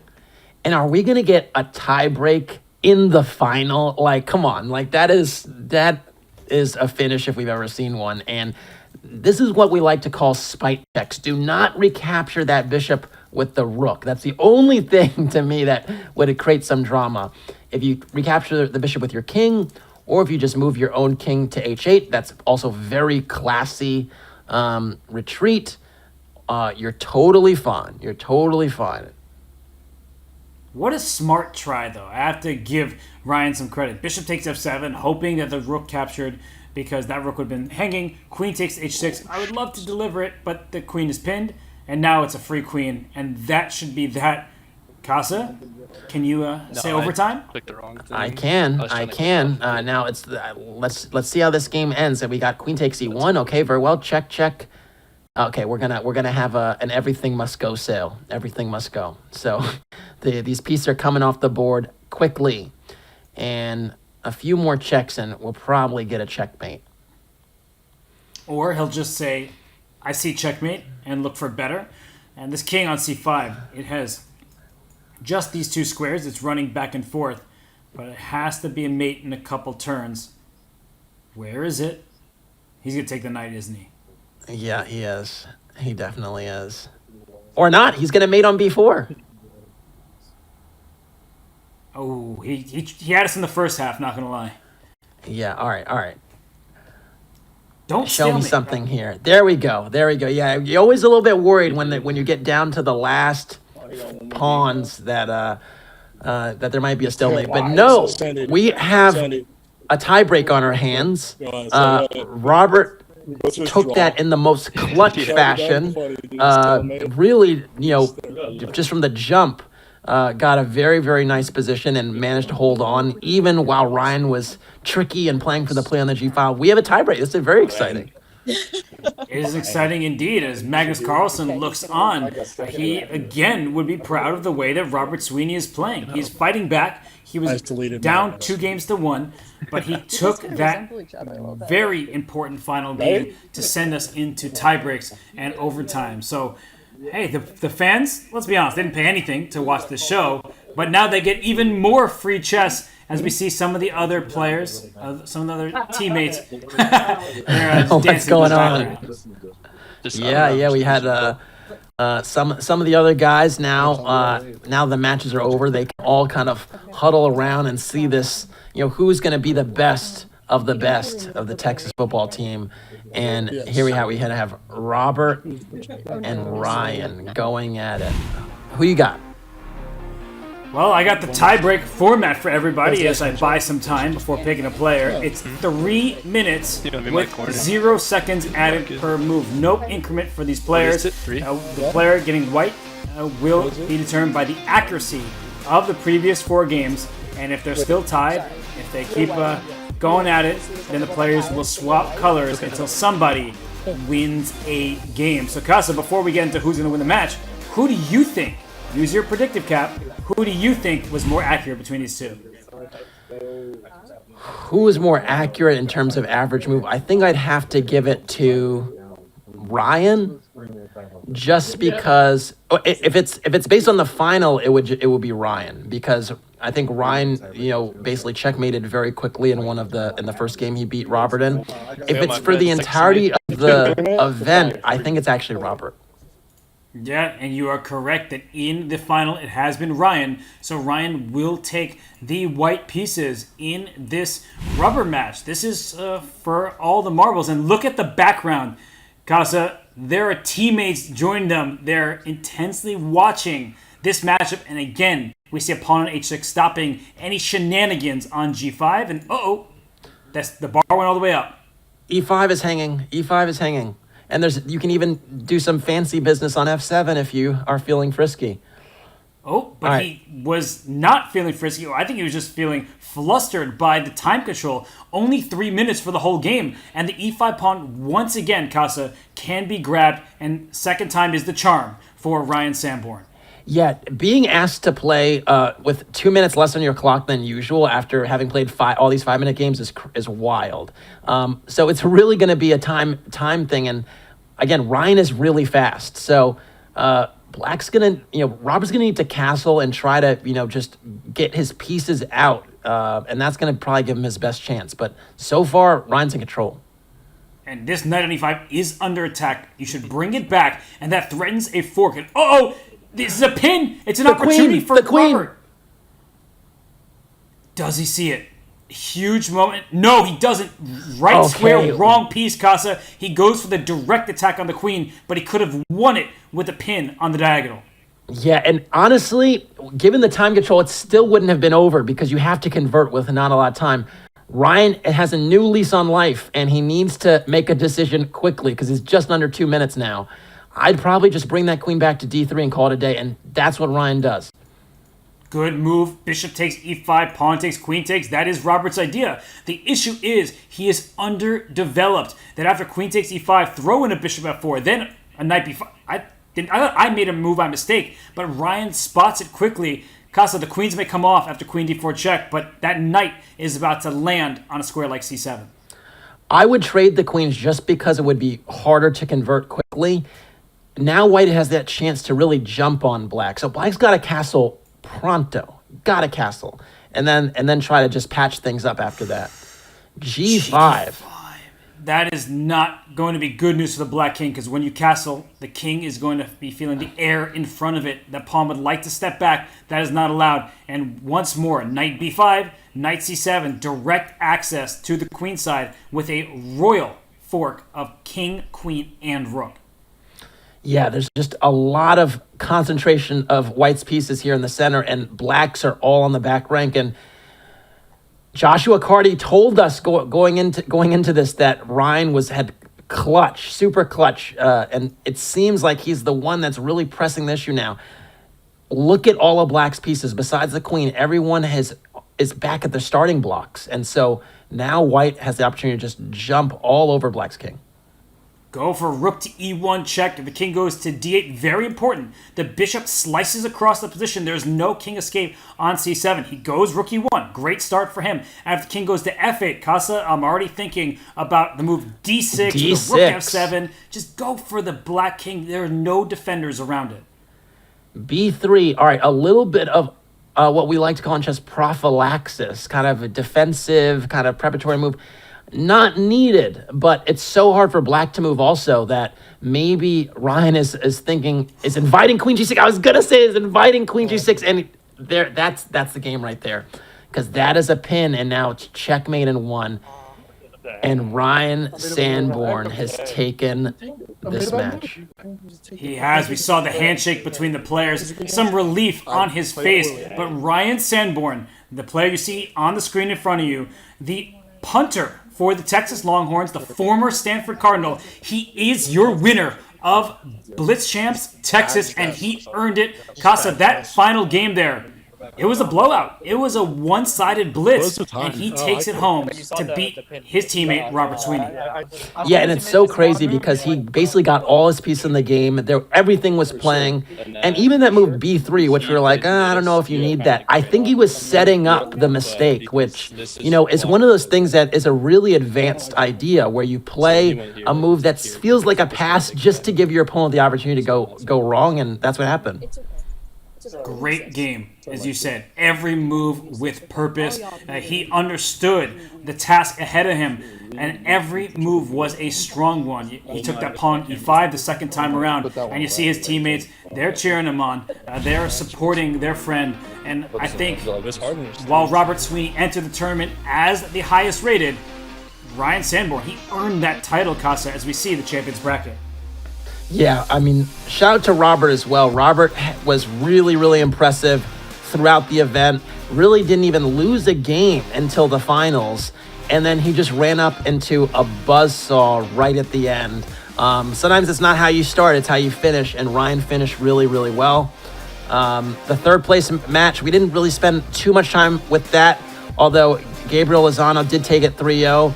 Nice story arc there, right, as well. So really, really impressive stuff. Yeah, great day of chess for so many of these competitors. And while the chess has finished, the day is not done. We are going to take a very short break. But when we return, we'll be joined by Ryan Sanborn and likely the rest of the Texas Longhorns football chess playing team. So don't go anywhere. We will be joined by the winner in just a few. This is BlitzChamps Texas.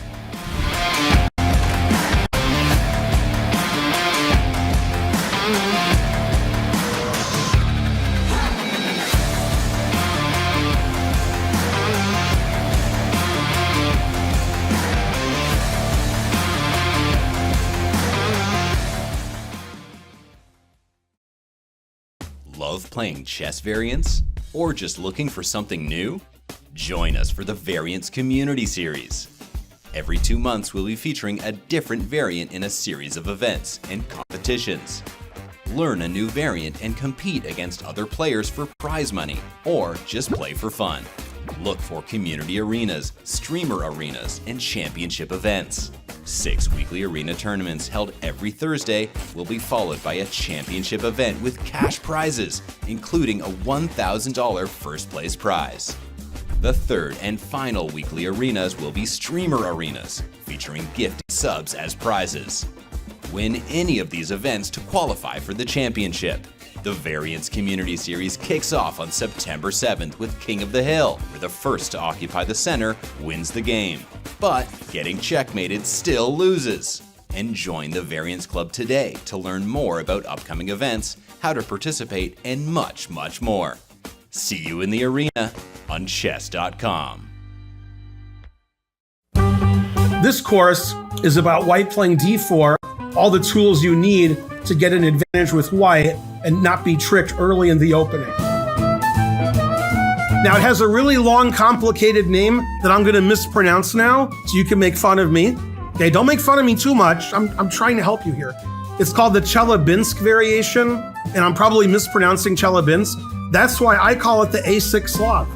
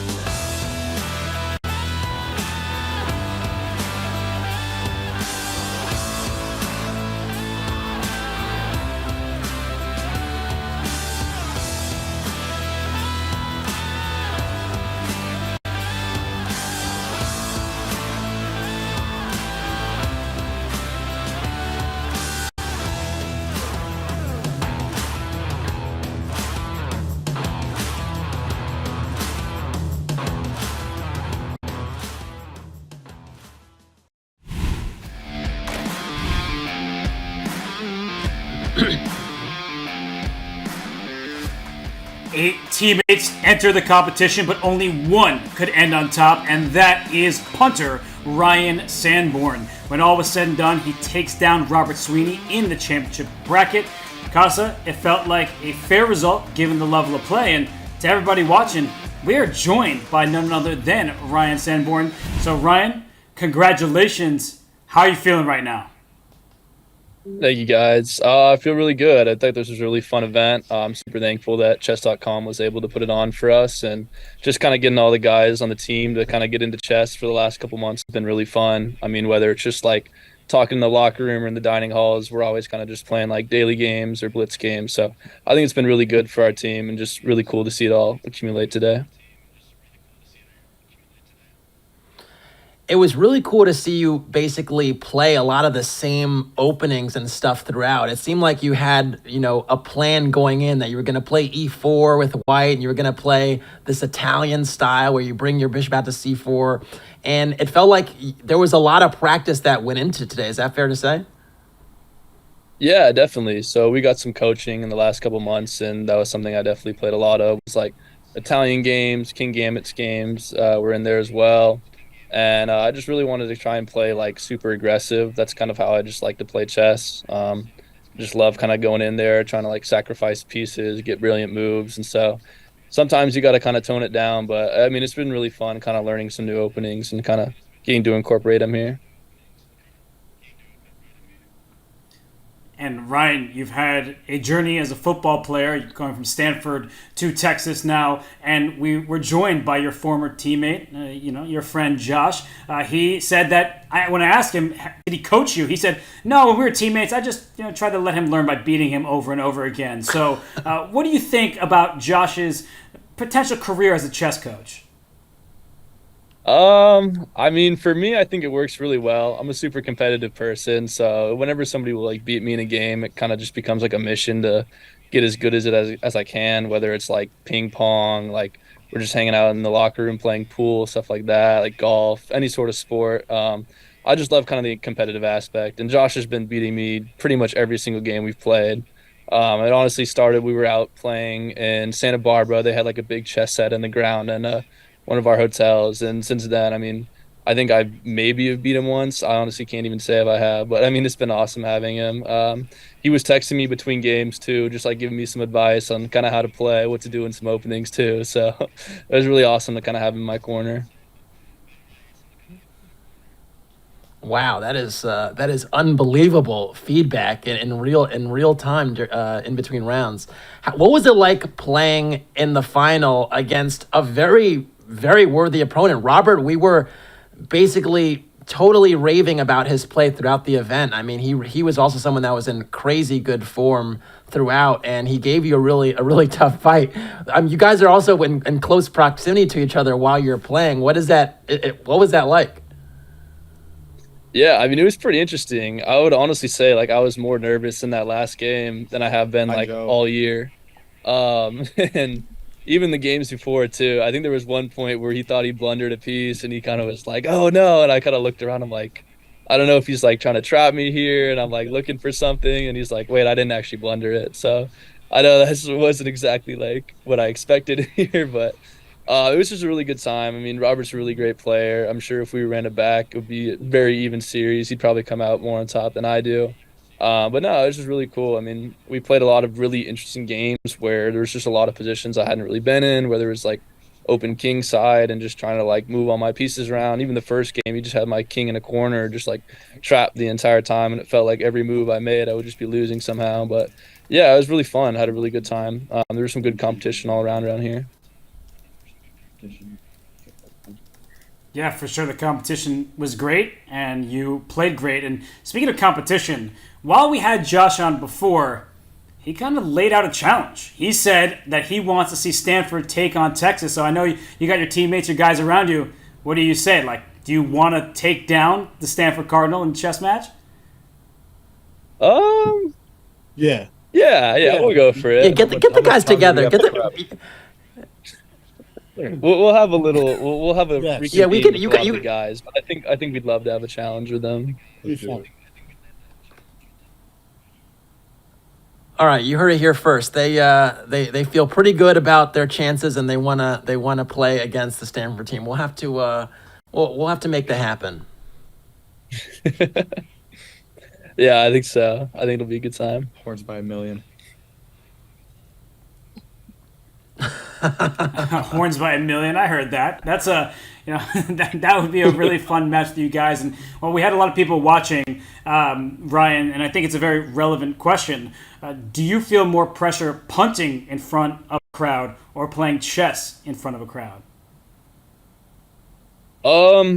I mean, for me, I'd probably say the chess. I mean, it's something that's like kind of new to me. I mean, I've been punting for 10 plus years now. So kind of when I go out there, I mean, the biggest thing is I'm going out there and the other team's not booing for me. I mean, they're happy that I'm out there. So it's a little bit of a like, okay, we're just going to go out and do what we do. Playing chess, I mean, even just in here, instead of like maybe 20 people here and whoever's watching on Twitch, it just seemed a little more kind of like something I really didn't know what was going on. I wasn't like all the way in control of what was happening. So my heart rate was definitely up in kind of the last game there. And I would say definitely felt a little bit more pressure playing some chess here today. Well, I just want to say you gave us a real show. Everyone there did. And in fact, again, Ryan, you gave us a show. Robert, you gave us a show. I mean, it was incredible. I don't even know if you guys realized, but Robert, you had a chance in that last game to actually win because you had this bishop c5 move to win his queen, and so it wasn't one-way traffic in the last game in that tiebreak game. So No. you were right there. So it was impressive. Yeah, Casa, you just broke the guy's heart. Like we just saw life sap out of his face there. Robert, you okay, buddy? Hey, we had a fun time watching, and got mad love for you, man. Mad love for you. Thank you. So, I feel for Robert now. Robert, do you have anything to say? I mean, you played so well throughout the day. You know, you had people rooting for you. You had swept everybody until the final. So, what are you thinking right now, especially wearing the Mets cap? I mean, come on, the Mets. I was a Mets fan. Don't even mention the Mets. I think, yeah, it's just a hard season. But besides that, great games all around. I think at the end of the day, it was just who was more accurate, and that was definitely not me in those two last games. So, yeah, that's about it. Does this mean you're not going to block for him on a punt at some point? You know, you're going to let someone through because you're mad at him?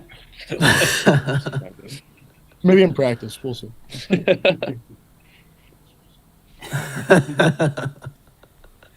All right, guys. Well, we've had a blast with you. I know you got things to do, but we love that you're playing chess, that you're showing off to so many fans in attendance, you know, maybe not in a stadium, but on the internet. So really appreciate it. And we look forward to seeing more from you guys. So I really hope that we can come together and get some more competitions involving the Texas Longhorns.